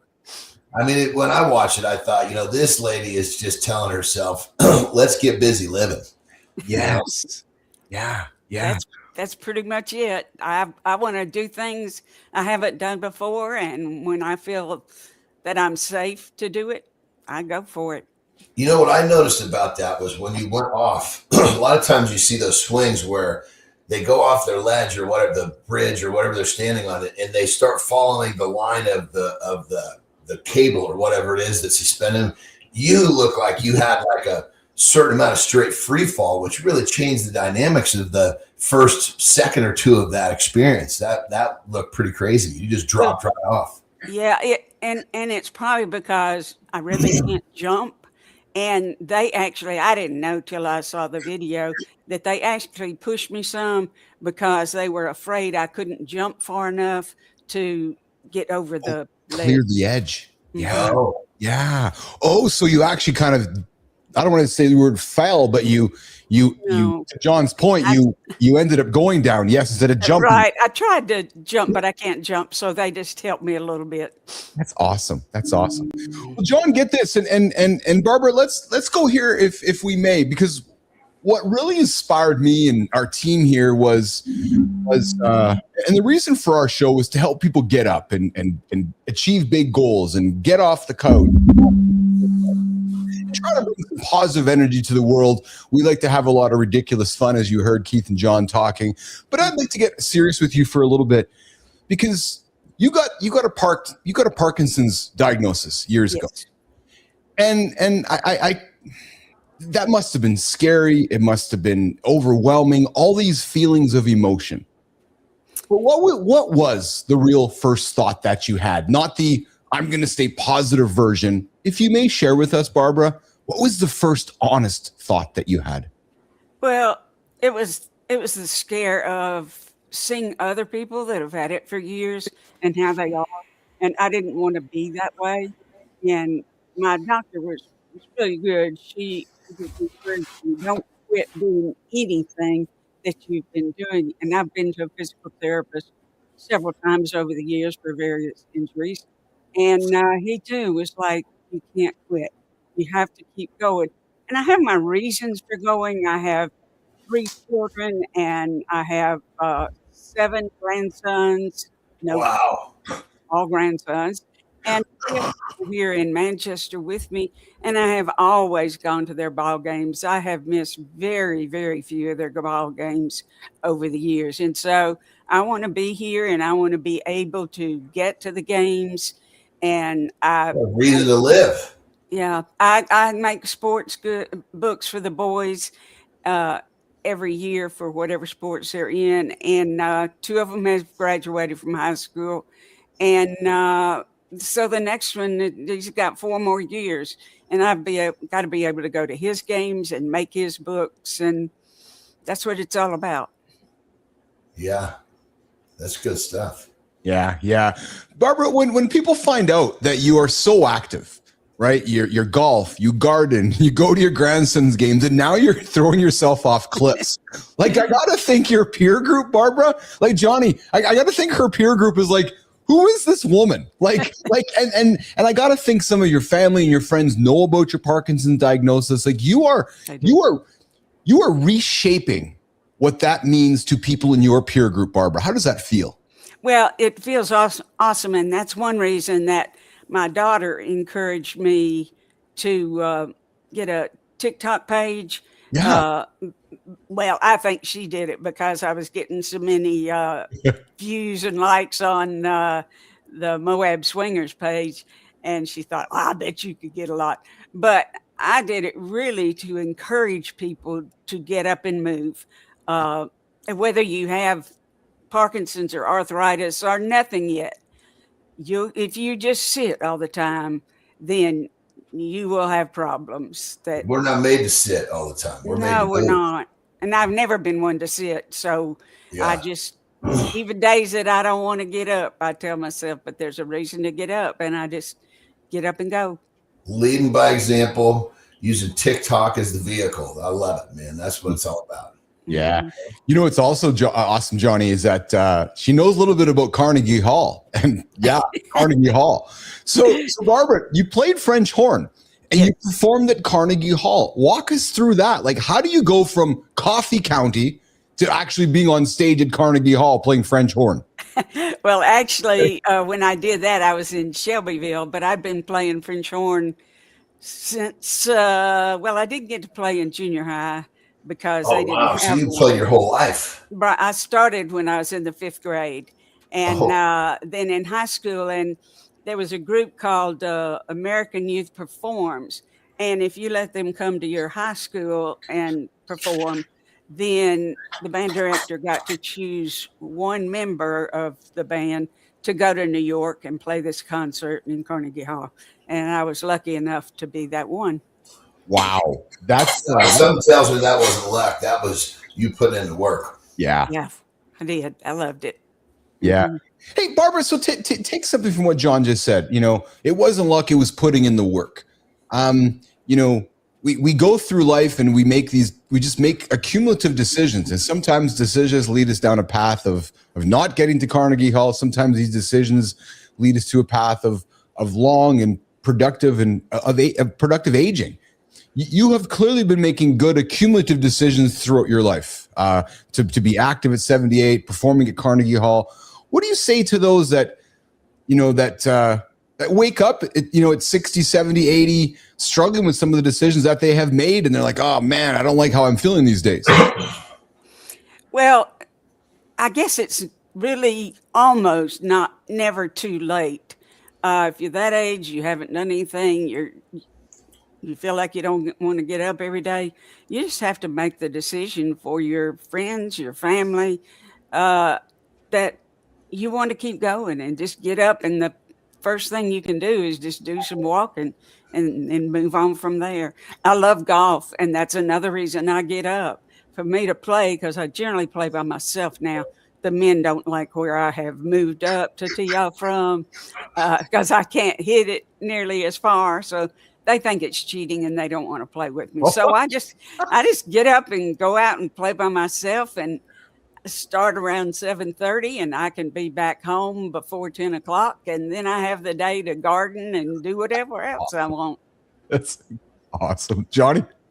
Love it. Love it. You know, one of the things that she said earlier about the experience of being a musician, is she displayed probably the most powerful word associated with interest, love. She loved it. So it wasn't work. She was leaning into what she loved, with her interest. She loved it, and she got so good, she got the opportunity to do what she did.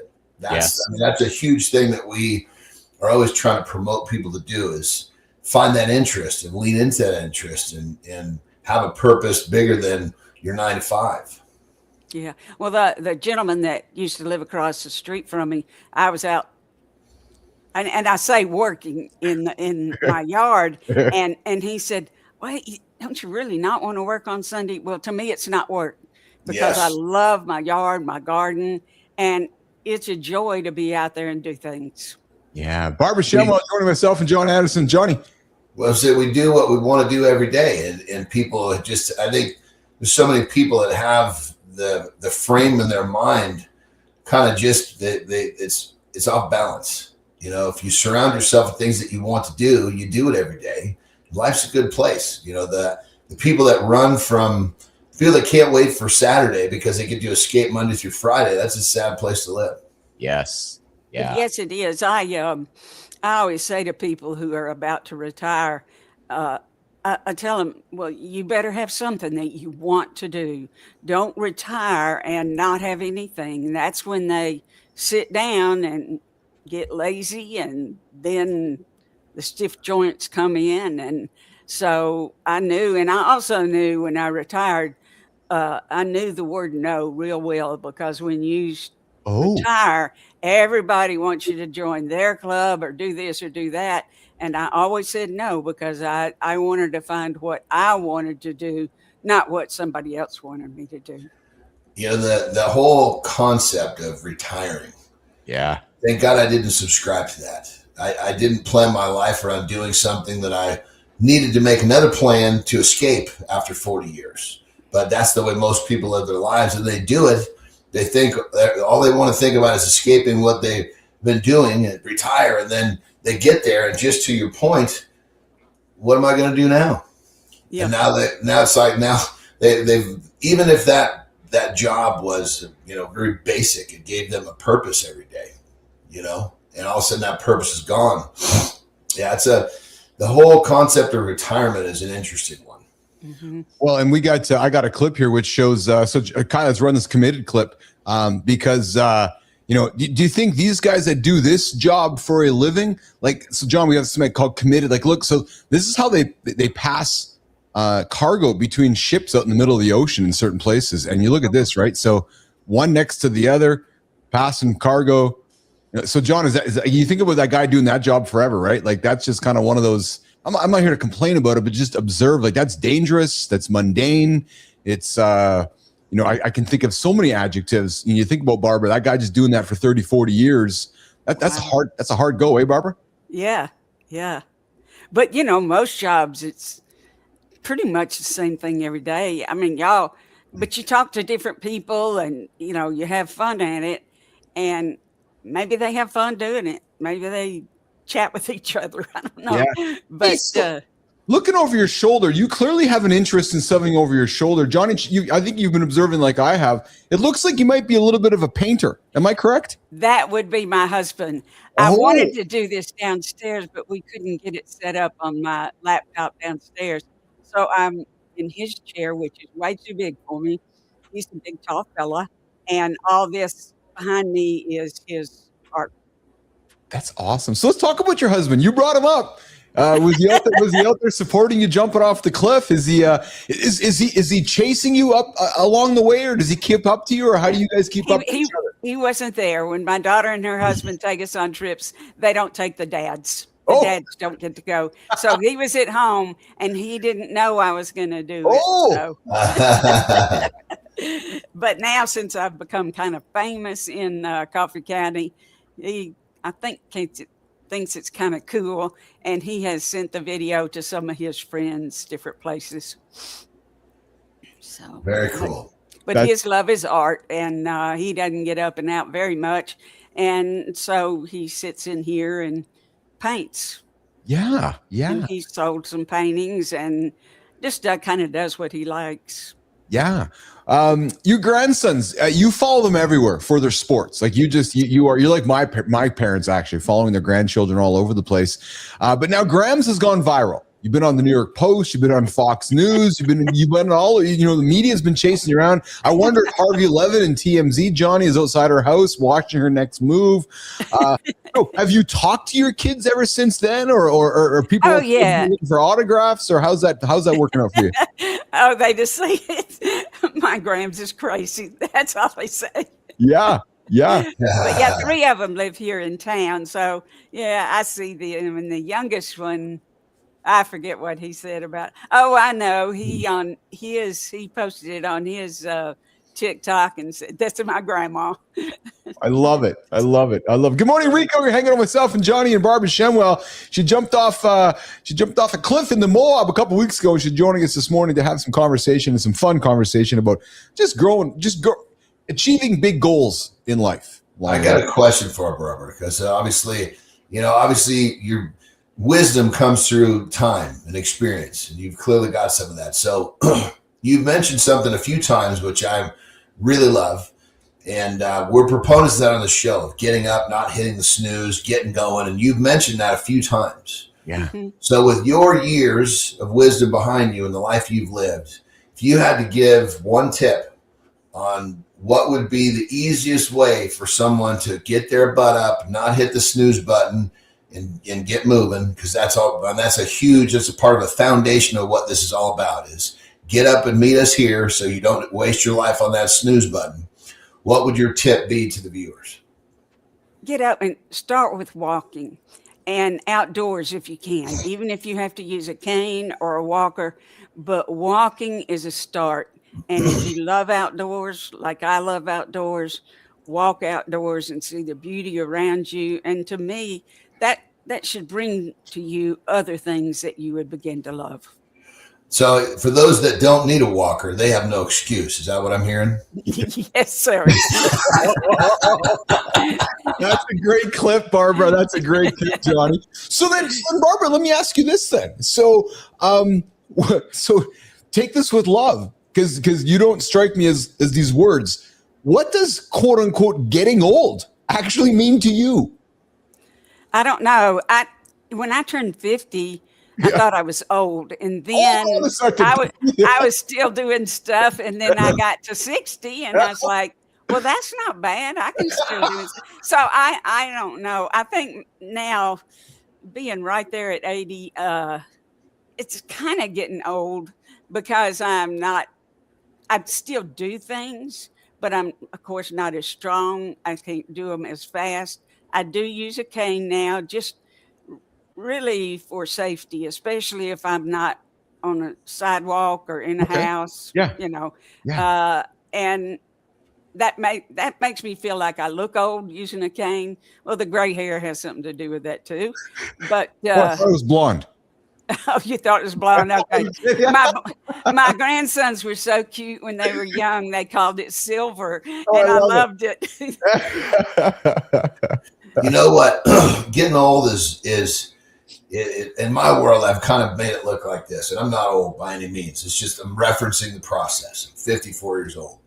It's just a kind of a steady transfer of size and strength from my body to my mind. Yes. Mm-hmm.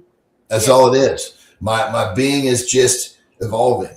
You know, what I lose here, I'm gaining here. It's just. Oh, I agree.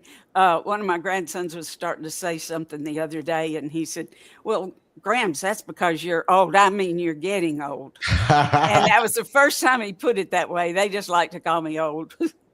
So that's awesome. Hey, Barbara, are you a lady of faith? Yes. You are. Yeah. I'm going to be really surprised if that was a no. Me too, Johnny. Yeah.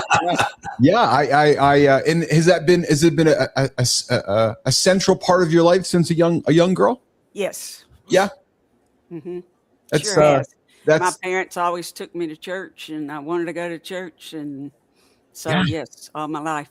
That's amazing. I love asking that question and I ask it because some guests come on the show and they somewhat seem reluctant to want to share that. And I'm like, hey, if that's part of you, if that's all of you, then I want to hear that. Mm-hmm. Right. Because some people feel reluctant to share where their beliefs are. Hey, we got a question from our co-host, Dr. John Petrocelli. And Barbara, you'd love Dr. John. He's a bullshit professor. He teaches people like the ideas of bullshit and what's not bullshit and so forth. He's been teaching up here in the Carolinas for a long time. And for the record, that word came out of your mouth, not mine. It did. But he's got a question for Barbara. His question for Barbara is, what's your favorite book? I don't read.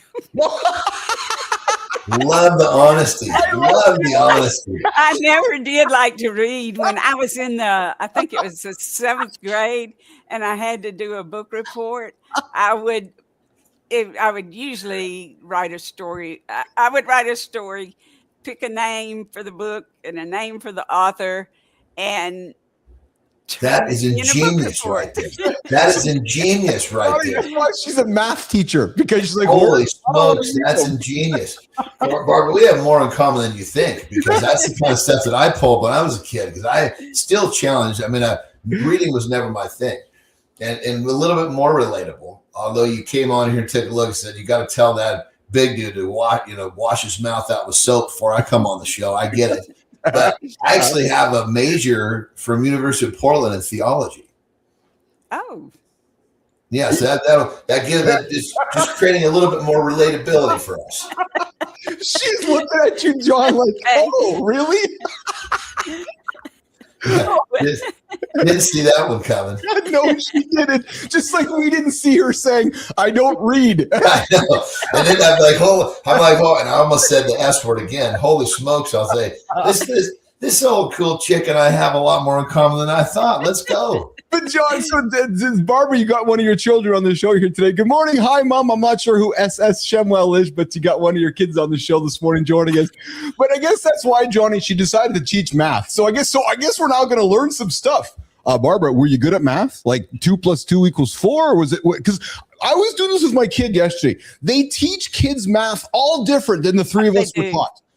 Yep. I don't How do they do it? How do they do it? Oh, so Barbara, so Brookie yesterday, Johnny, was doing like a times table. It seemed like it was, I'm going to make an exaggerative point for Barbara's humor, but it seemed like it was 6 × 3, take away 4, divided by 7, carry the 5, go to 800, and all came 36. I'm like, dude, how did you get to that answer? And Barbara, you have grandkids. Math is backwards today. Am I wrong? No, you're not wrong. And they would come to me for help when they were younger. And now they make an addition problem, like you're in the hundreds, 143 plus 268, and it takes a million steps to do it. And they say, well, why do they make us do that? I said, well, they want you to understand how it works. And I said, well, you know what? As you grow up and you use it more, you will understand. When you're in the 3rd grade, you do. It sounds like more formulas that we're never going to use is what it sounds like to me. That's exactly it. It should just be simple memorization. Yeah, That's exactly it. Yeah, it's very, very different today. How did you? What kind of math did you teach, Barbara? Seriously, like, was it elementary, high school? High school. I taught mostly Algebra 1, Algebra 2, and geometry. Oh yeah, yeah. Boy, yeah, you were the teaching the classes I had trouble with. Yeah. Well, I'll have to tell you though, since you have a major in theology, right? I started out in college to become a director of Christian education. Oh wow. Really? Yeah, I did, but there was too much reading, and I told you I don't read. So I had to find something else, and I've always been good at math. So, well, in all transparency, I didn't go to college thinking I'm going to be a theology major. It was the beginning of my 4th year, and I had to declare. So they told me I was the closest to theology, so that's the direction we went. Well, when I was out in Utah, I wish that I had taken more geology. I think I had to take one semester of something along that lines, and I chose geology, and I really liked it, but I didn't know I was going to be out in Utah and seeing all those wonderful rocks. Well, the good news is, Johnny, and Petro called it out, is that as you were standing on the edge there, Barbara, and the fact that you didn't like reading, the math helps you because you knew you couldn't jump. You could at least do the math in your head, knowing that when you fell off the cliff, you were going to fall, you were going to swing away because the math worked in your head. You're like, oh yeah, I can do that there. I'm going to swing over there. I'm going to be safe. So you were comforting everybody around you, going, I know I'm not going to jump, but I'm going to be fine because the math works for me, right, Barbara? Yeah, that's right, certainly. But he had assured me that my feet would not hit the bottom. Yeah. And when I swung back and forth, I would not hit either side of the canyon. How far? What was the closest point? 10 feet, 20 feet between your feet? I have no idea. Somebody asked me how close were your feet, did it look like your feet were to the ground. I said, I have no idea. I don't think I looked down, not because I was scared. I was looking around at the canyon that I was in.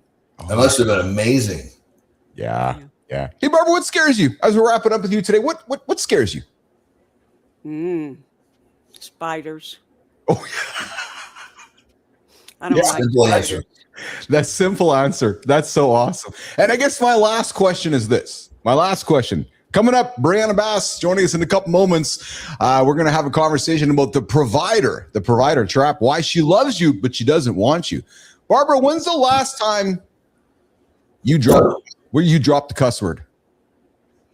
Oh, well, I have my favorite one that it probably hadn't been very long ago. If I get hurt, or sometimes if I'm by myself when I hit a bad golf shot, or somebody's like my grandsons love to scare me. Yes. And it's oh shit.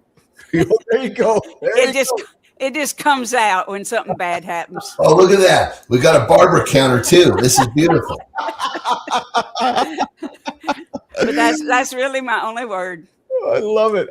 Barbara Shemwell joining myself and John Anderson this morning on Mornings in the Lab with Keith, John, and friends. Coming up, Brianna Bass. Hey, Barbara, I should ask you, how many years have you been married to your husband?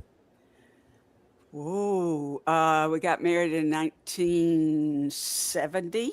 Oh, wow. Oh, congratulations. 56 years. Yeah. Okay. Thanks for the math. What? Look,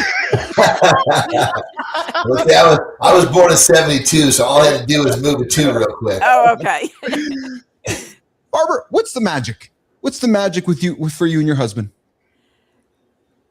Just cooperation as much as we can. Is that what it is? Seriously? Yeah. Yeah. Support each other when you fall, pick each other up when you win. Yeah. And then and it helps with the children because we both have such a love for our children and now our grandchildren. And that's such a common bond to hold on to each other. So good. Johnny, any closing words for Barbara before we say goodbye? I say it was a pleasure speaking with you. You're a breath of fresh air. Keep it going. Thank you. It's been great to be here. I've enjoyed it. Yeah. Have you really, or are you just saying that to make us young boys feel good? No, I really have enjoyed it. And I think I'm not sure because she used Shimwell on it. The S, I'm not sure who it was, but I think it was probably my daughter. But Shimwell's not her last name now. So that threw me off. Oh, there you go. Something strikes me. If Barbara doesn't like something, I think she's got the sack to tell us. Yeah, I suspect you're right, Johnny. Zach is not technically a cuss word. We'll see if they can. Oh, they gave it to me, didn't they? Oh. So, Barbara, I want to offer this to you. We always like to say when a guest is on the show, once a guest, always the alumni. You're part of our family. You're welcome back anytime. Would you do me and Johnny a favor? The next time you decide to go jump off a cliff or jump off a building or maybe do like that Alex Hunbull did and climb a Taipei tower, the next time you decide to do something normal for you, would you come on our show and tell us and tell our audience how you can inspire others and get that other 75, 78, 80-year-old person off the couch? Would you come and share your story again with us? I will. And I really think it's next month. My son-in-law is supposed to come down and we're going to jump out of an airplane. Oh, good for you. He's done that a few times and he hadn't talked me into it until now. So, breaking news, man. You're so going from jumping off the cliff in the Moab to jumping off an airplane. It was just a down payment. That's exactly it. Okay, well then, Kai, you have her details. Barbara, I expect to see you back in a number of weeks after you jump out of the airplane. We'd love to have you back for that. Would you come back for us? Oh, certainly. I've enjoyed it. Awesome. All right, Barbara Shemwell, Keith Phillips, John Anderson this morning at Mornings in the Lab. Barbara, you have a good one. We're going to do a lifestyle tip with Anderson, reset hour 2, and come back. The provider trap. Why she loves you, but she might not want you. Next on Mornings in the Lab with Keith, John, and friends. Thank you.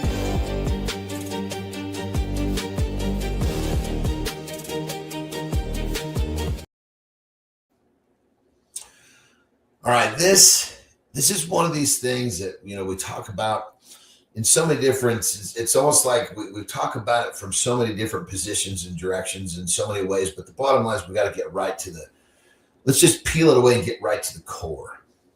This idea of people waiting for what? Ask yourself that question. What in the hell are you waiting for? Because tomorrow and later, these are like never-ending prophecies. You say, oh, it's not the right time, it's not the right place, I'll do it later, I'll do it tomorrow. Whether it's this big or this big, it's the same damn thing. You see, it's not going to be long before you find yourself looking in the mirror after you climb out of the shower, and unfortunately, you look at your fat ass, your fold-over tits, the belly hanging over your junk, and you're going to look at yourself and go, what happened to my life? Then you're going to have a moment of honesty and say, don't you remember? You were going to do it later. Don't let that be you. Rock and roll.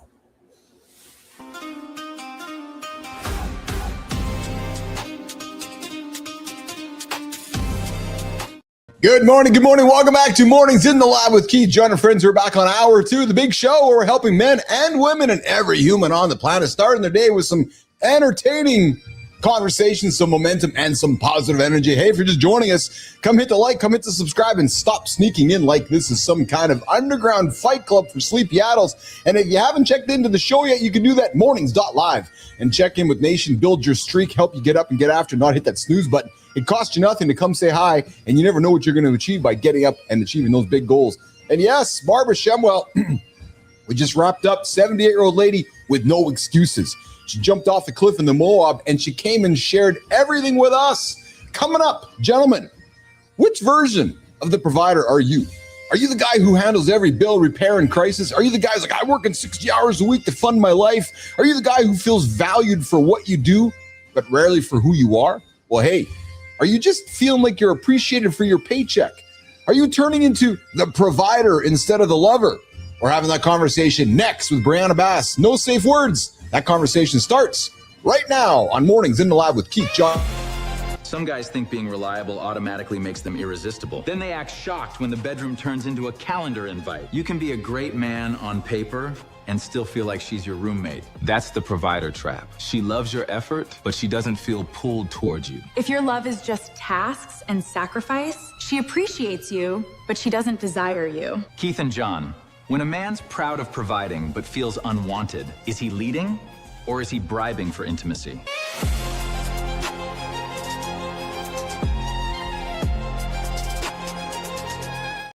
All right, one of my favorite segments every single Tuesday we do with John Anderson, myself, and our resident sexologist, clinical sexologist, Brianna Bass, joining us this morning on Mornings in the Lab. Hey, Johnny.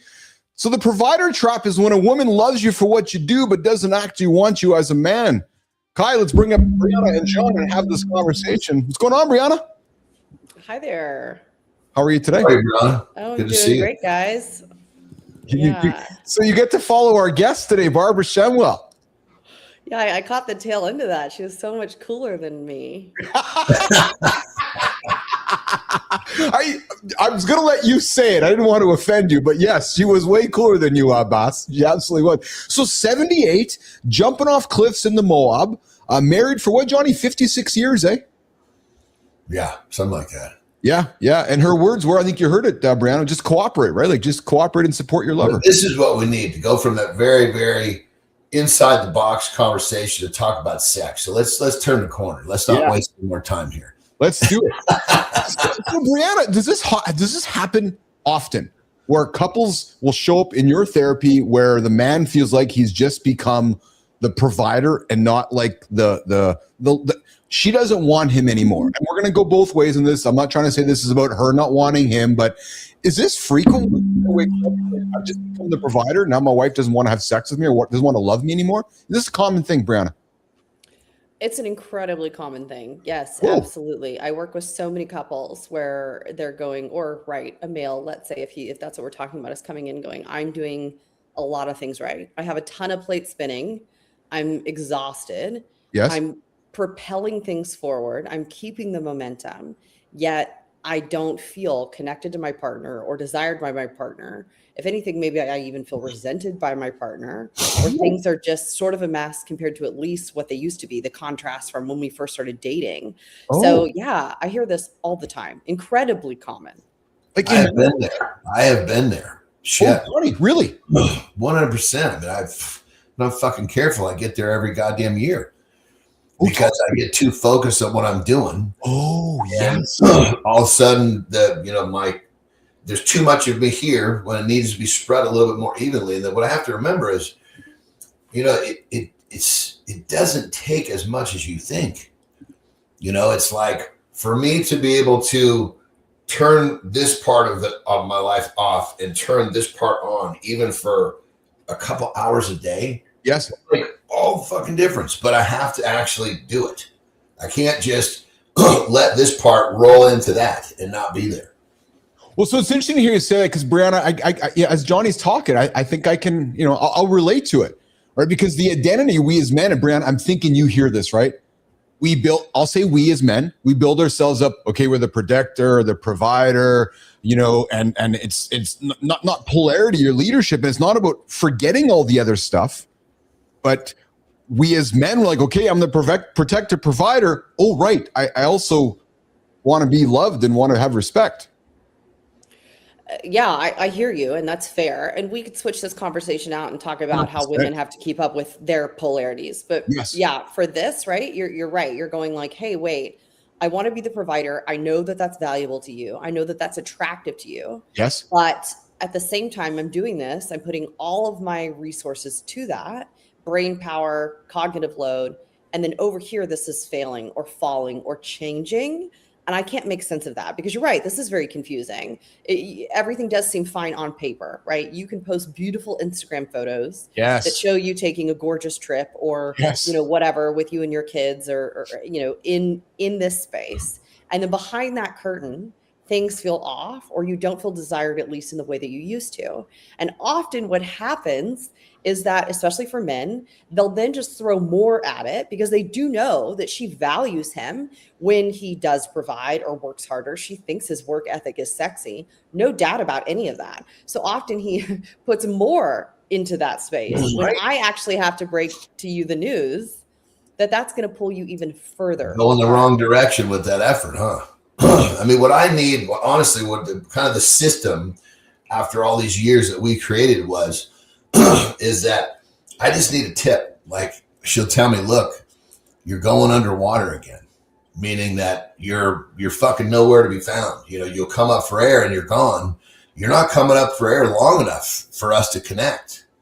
And that term, you're going underwater, you're underwater again, tells me that I've lost that balance. I've lost it. And the thing I have to remind myself is, okay, yes, it usually happens to me when I'm in some new business venture, because as an entrepreneur, I get so sucked into that. I love it.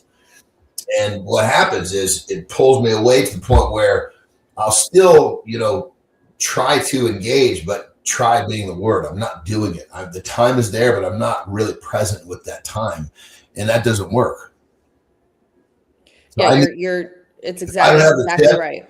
Yeah. If I don't have the tip, I'll end up, then over the years, I said, look, I'm not saying I'm right. I'm definitely not saying you're wrong. I'm saying, please help me recognize when this starts to happen so I can catch it before we end up having, months of us not feeling good about what's going on between us. Yeah. And credit to the both of you, right? Because she has to be able to say that and you receive it in a very non-defensive, non-reactive way. So credit to her, and that she steps up and does that, puts her pride and ego aside and says like, hey, this is what I'm looking for. This is what I'm seeing. So she probably has an okay delivery with that. So tons of credit to her. And then on your end, right, you're going like, okay, I'll receive this information. Not only that, I'm going to build your trust and your faith in me and follow through on course correcting. So this teaches her next time, if I have an issue or there's something I need to communicate, or I see a gap, or I see us starting to go into those territories I want to avoid, she's getting way ahead of it because she has faith and belief that when she does bring something to your attention, you don't fumble that ball and you do something about it. So just in that tiny little example, I can tease out 10 different things that I can tell you guys are doing that are universal across all couples if you approach things in that way, or any kind of smelling or starting to see issues and get ahead of them like that. Beautiful results. But yeah, he's exactly right. If our interactions are becoming about, I always talk about this because I see it every day. If they're about kids, planning, schedules, logistics, killer for the bedroom, killer for intimacy, killer for deep connection. So yes, we have to disrupt that, right? We're by only talking about logistics and all of that, right? You're beautiful infrastructure partners, but you're not people that are going to necessarily crave or yearn one another, especially female to male. Beautiful. That's an interesting term, Johnny. Beautiful infrastructure partners, Brianna. I've never heard it put that way before, but that's true. That's a lot of functioning families, right? Like you're right. It's just we got the infrastructure in place. We go through the motion. We wake up. We've talked about it before. We either end up as college roommates or somebody's not loving somebody, but it's infrastructure. I never thought about it that way. It's exactly it. Yes, she will respect him probably and depend on him and appreciate him and see him as valuable. If you heard her probably talking to a girlfriend or somebody, catching them up on their life, she's probably going to say glowing things. So I think this is why this is especially confusing, because this conversation or the subject matter is very narrow, very niche, right? So it is especially confusing because he does feel like he's doing everything right and it's still not effective and they're lost. And I get that. But my invitation would be to actually do some of the opposite behaviors that you're doing to build out this part. Beautiful job. If you also want this balance of the intimacy piece, the connection, the yearning for you, the desire for you, all of that, right? So that's the strategy. Yeah, desire is an interesting thing. So then, Brianna, why she can love you but not want you, there's many reasons, isn't there? Yeah, so that's about right the role that you've assumed when I talked about the infrastructure piece, right? Yeah. And if that's the rut that we get into, we just start sort of orbiting around each other as teammates, which is beautiful. That's the thing. Nothing I'm talking about. We really want to change as far as these things also contribute to a healthy relationship. If that's your partnership, that's your dynamic. You're like, hey, you're going to carry this part of this load. I'm going to carry this part of this load. The argument that I'm making is that we just also need this other part as well. So now to John's point, if you're putting so much in the infrastructure, in the providing, in the keeping the plate spinning, that you don't even have space to consider this counterbalance, well, then of course you would need to be more proportionate between the two. But yeah, this other part you're doing is awesome and should be celebrated. But what I want you to do is to interrupt the pattern of just talking about schedules and talking about logistics and all of those kinds of things, right? I don't want you to talk about, we need to handle this, or did you take care of that, or what's the plan for tomorrow, or this weekend, so this birthday party is at noon and this is happening on Sunday, right? Instead, I want you to talk about things that don't really serve a function, right? Just grab her, make out with her, and then expect nothing more. Don't escalate it further. Tell her to, come here for a second, look her down, kiss her neck, and then walk away. She will be probably so confused. She'll think about it probably for the next 3 days. She'll be nervous about it. What's going on with you, right? Because these are patterns that we've gotten ourselves into, and we have to disrupt them. It'll feel weird at first, hopefully a little bit fun, but maybe a little bit clunky. But yeah, that's what you want to do to kind of change this course that you guys are trending down. I love this comment, John, Brianna, from Jess Avul. Communication with partners about expectations might alleviate some of those issues. Good morning, baby. I see you out there, Lauren. And then Jess follows it up with saying, and this is, Brianna, I'd like you to comment on this one, which is the journey from a romantic relationship to a compassionate one is a hard change for some. I had never thought about it that way, but I can see that. Like I think about John, I think about our guest, Shemwa, 56 years married. I'm sure there's lots of romance there, but companionship, I say, not compassionate, but companionship is a hard change. Like there's the dynamic changes in our relationship, doesn't it, Brianna? And how does one navigate that so we don't lose the romance? Yes, she's right. It is, and not only that, it's a change that happens very slowly. Yes, and sort of before your eyes, right? So this really sneaks up on you that you're fast forwarding a year or two later and feel, again, the infrastructure, sort of the teammates, which is beautiful, but without that other element that came very naturally at first. Right. In the beginning, the environment, the conditions of being a new, budding, flourishing relationship gave way without effort to all the things that keep it spicy. Tension, unpredictability, uncertainty. You probably were just making out and walking away or whatever, right? You were planning fun dates. Just naturally, the start of dating invites all of this in. That goes away once we become completely integrated. And so you'll have to be intentional about getting some of that stuff back. So you will have to actually plan the date night much more intentionally, right? Because it's just not naturally going to come up. Maybe you're living together already. Maybe you share kids together. So yeah, we're in each other's space all the time. Before, we had to find that space. Well, how fun was that? Well, that's gone now, right? Yes. So we are doing things now, like even if it's just a stay-home movie night or making a pizza together or something silly, right? Or again, treating her in that very desirable way without escalating it to something more advanced in the bedroom. Stuff like that is going to signal, wait, I'm present with you. When you talk with her, do not try to fix everything, right? Johnny? So, yeah. Well, that's a simple question. Am I listening or fixing? Yeah, that's you bring it up all the time, Anderson. You always bring that up, which is you ask Terry, am I listening or what do you say? Am I listening or am I questioning? Am I listening or am I fixing? Fixing, yeah. Question, when she says listening, then I start asking questions because that shows her I'm listening. Yeah. Brianna, I got to be honest, I never thought about it the way you presented the journey. I know it happens, but I never thought about it the way you articulated how we go from romantic to companionate. Because you're right, we just all wake up. I've talked about it before, which is it call of roommate or our relationship change, but it's learning how to be a companion for the next 30, 40, 50 years of life as you age. Like I'm thinking about the Shemwells, right? Or my parents who are still married, or like it's a whole new dynamic, Brianna. Yeah, and what's really important, this is why I was saying earlier that these things are also to be celebrated, right? Because as we're going through the dating phases, we're going like, hey, we're starting to work together as a team. We're starting to think of our life instead of your life versus mine. So these are all really great things. They're actually goals that we're often working towards. They're the type of dynamic we're working towards. So ironically, this is the very thing I'm pitching to you all today, though, that is killing some of the intimacy piece. So what I'm saying is, it sneaks up on you. It is slow, right? So keep awareness from listening to conversations like this.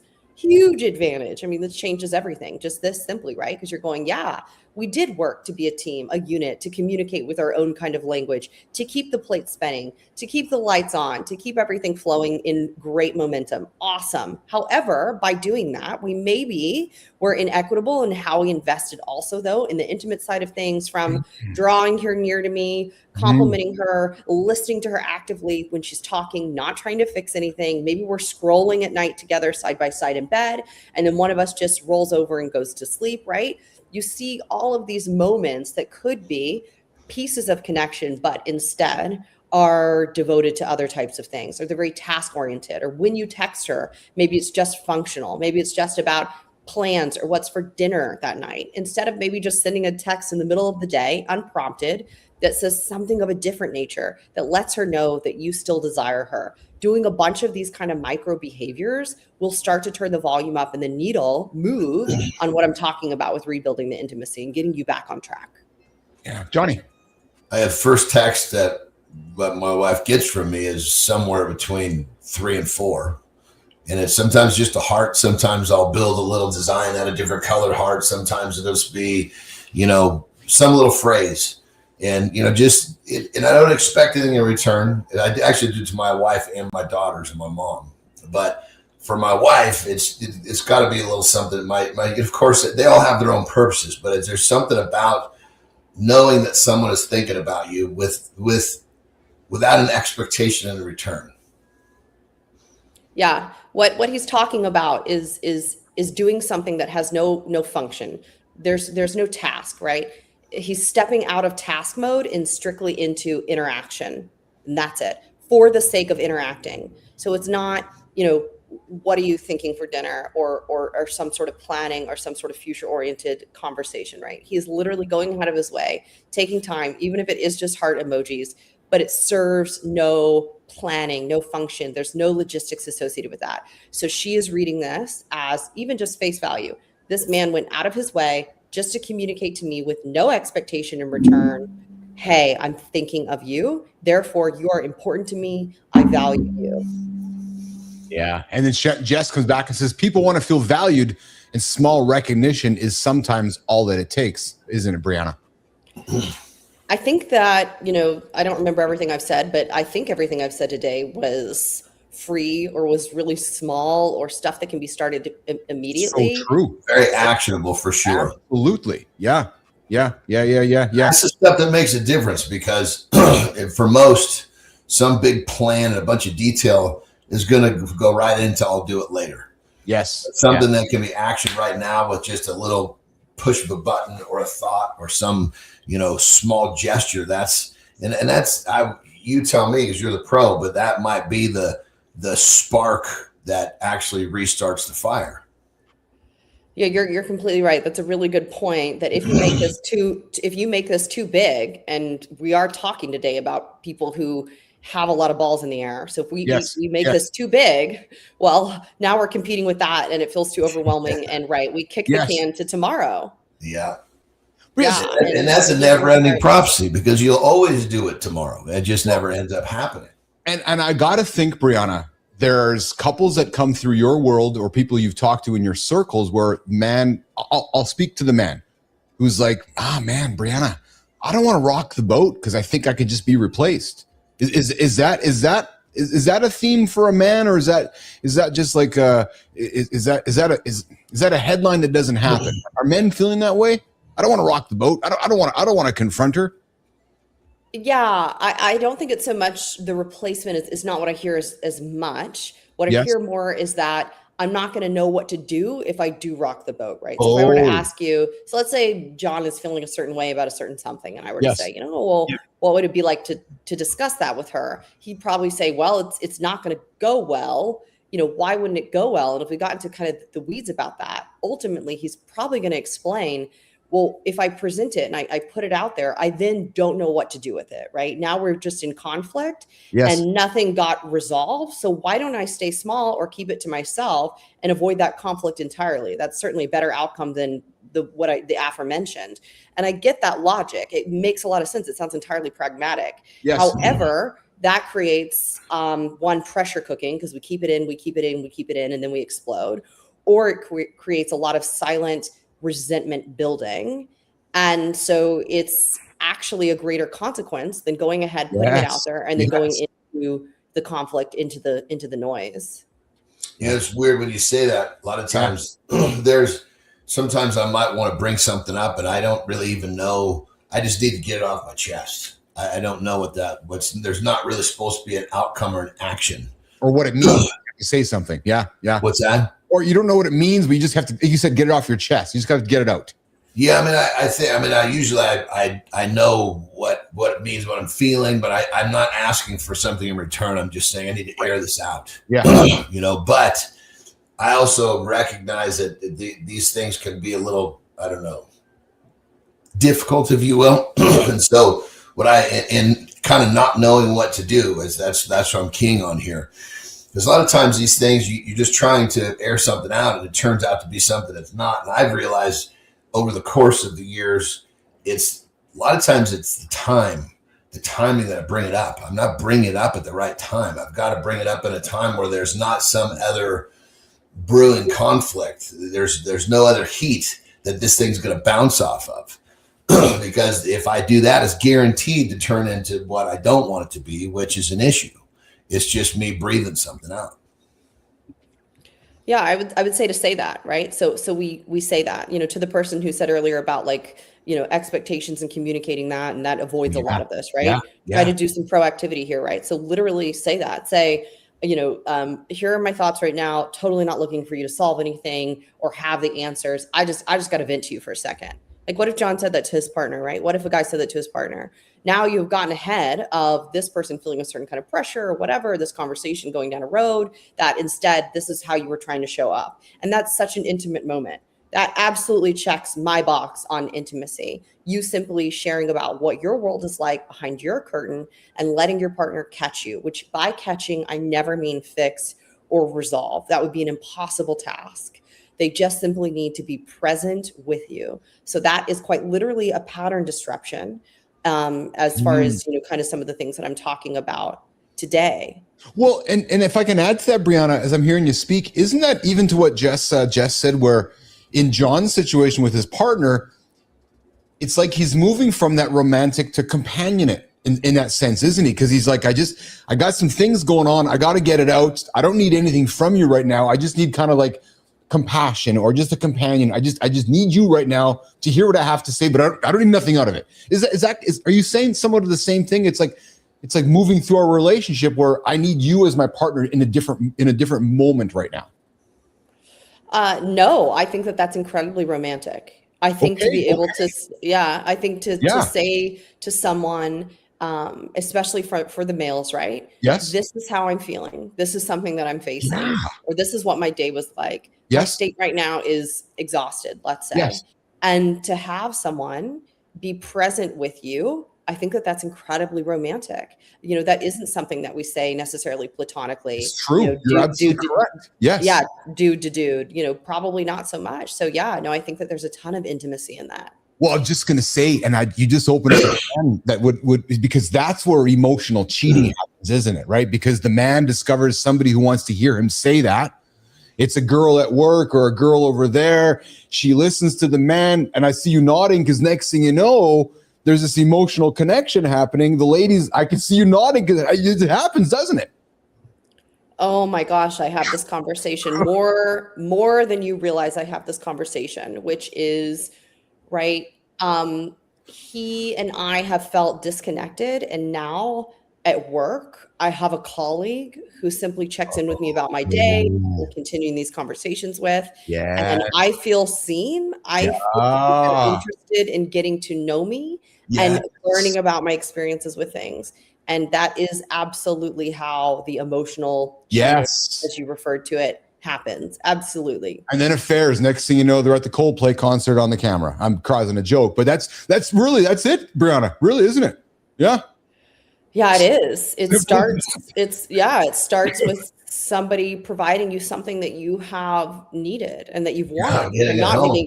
I'm not making excuses for the behavior, but that is literally how it starts, right? Yeah. So at home, I feel lonely, or I don't feel like anyone is really all that interested in what my world is like. So, Yes. hey, here this person is that makes me feel validated and makes me feel interesting again.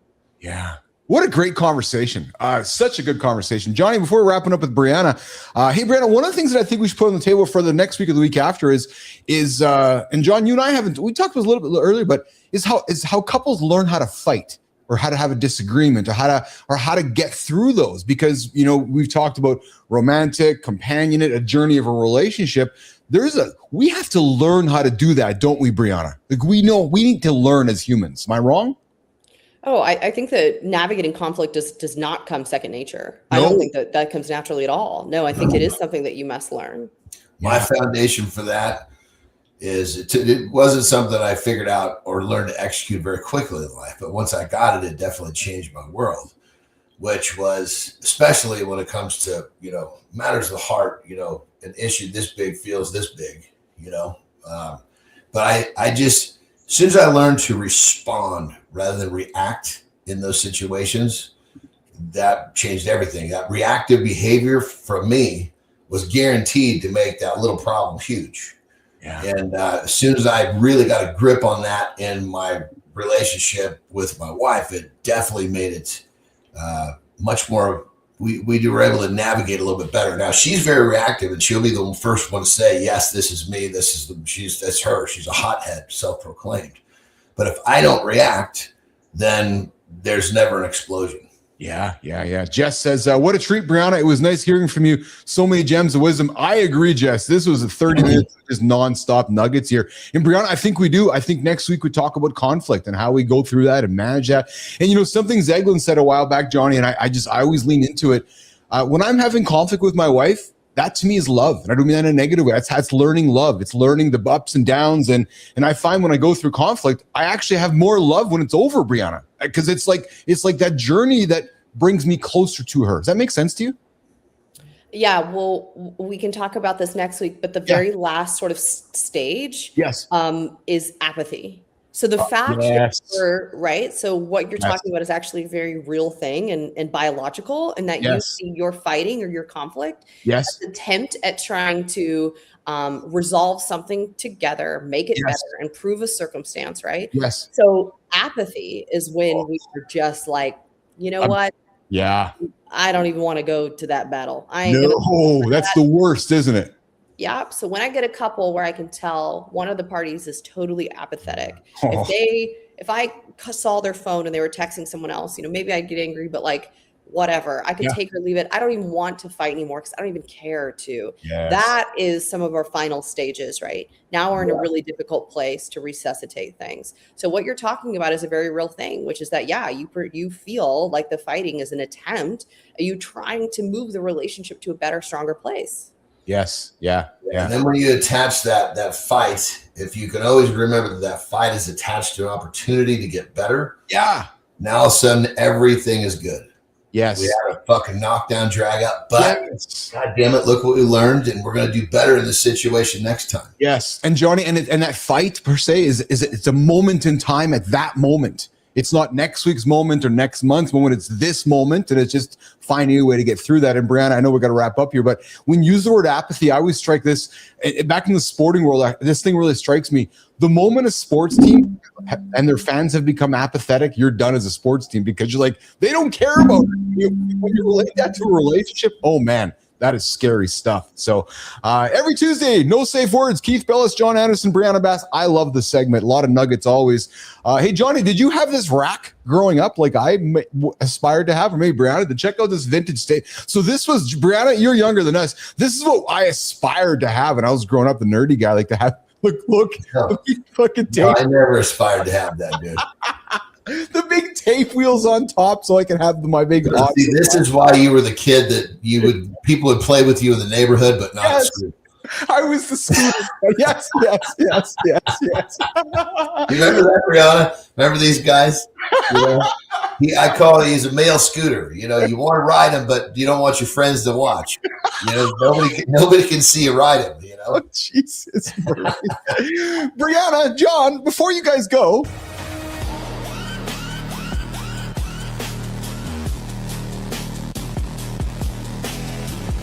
Hey, John, before you go, look at this. Bus jumps the curb, hits a guy, launches him, then he stands up and walks into a pub. That's not public transport, that's a physics lesson. Also, he walks into the Purple Turtle like it's a normal Tuesday. Don't trust sidewalks. One driver mistake, and you're in the street. Heads up, phones down, especially near big vehicles. He only got bruised. The judge called it a miracle. I call it God said, not today, but maybe stretch first. When life hits you that hard, and you still get up, what's the difference between resilience and denial? Hey, John, if you got up after that, what would you do next? Walk it off, laugh it off, or finally face the thing you've been avoiding?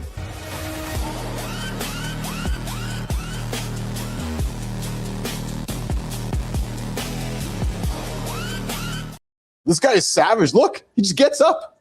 So that's not AI.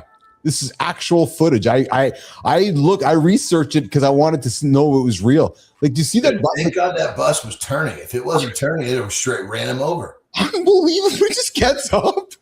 He just walks into the pub like, that was really looking for a drink, man.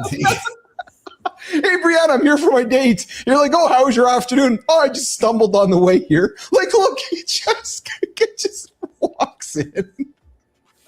Anyways, Brianna, what do you got going on today, kid? Yeah, that is wild. He's like, I'm gonna go celebrate the lawsuit I'm about to. Oh, that's it. What do you got going on today, Brianna? Oh, working and saving lives. Yeah, I love it. I love it. You and I should catch up later this week regarding our evening conversation we had a couple weeks ago. Let's plan on that, okay? I guess things to share with you as well. Cool. All right, Anderson. A lot of love, man. I'm going to the vet. I got to go take Charlie to the vet and see what's going on with her head. So, kind of.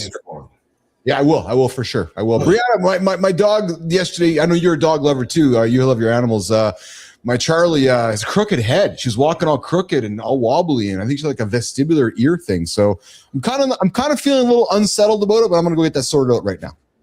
Okay, call me if you need me. I will. Thank you. I appreciate that. Appreciate you guys. Appreciate you both. We'll see you guys. Brianna, we'll talk to you this week. Johnny, I love you.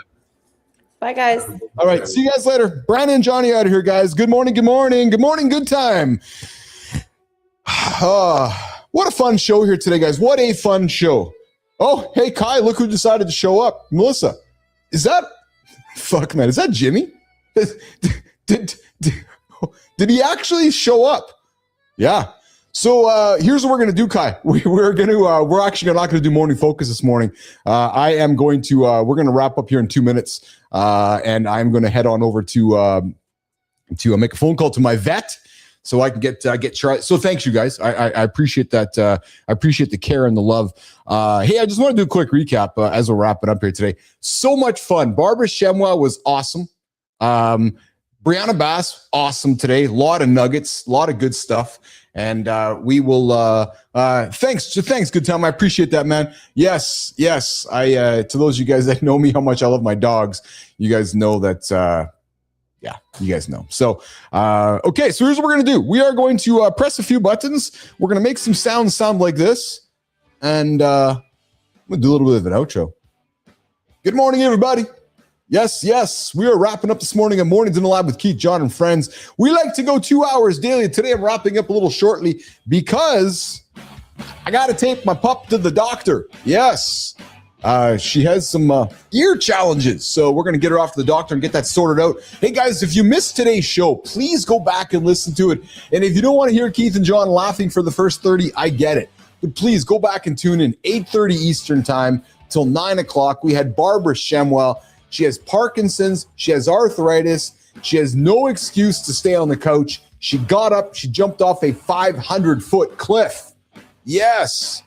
And she talked about grit, aging, movement, and what it looks like when somebody refuses to let a diagnosis become a permission slip to stop living. So that's an awesome conversation, guys. Barbara Shemwell, lots of love. And she's here. And she's going to jump out of an airplane, apparently next month. So we're hoping to have her back. So I go check that out, and then we had an awesome conversation with Brianna Bass. Yes, the provider trap. What happens when we just wake up feeling like we're just a provider? No longer the lover anymore. So we had a great conversation with myself, John, and Brianna. We're back to do it again in 24 hours. Where? Right here, live, Mornings in the Lab with Keith, John, and friends. 2 hours daily on the big show. Mornings.live. We'll see you guys tomorrow. I'm off to the vet. We'll talk to you guys tomorrow. See you guys.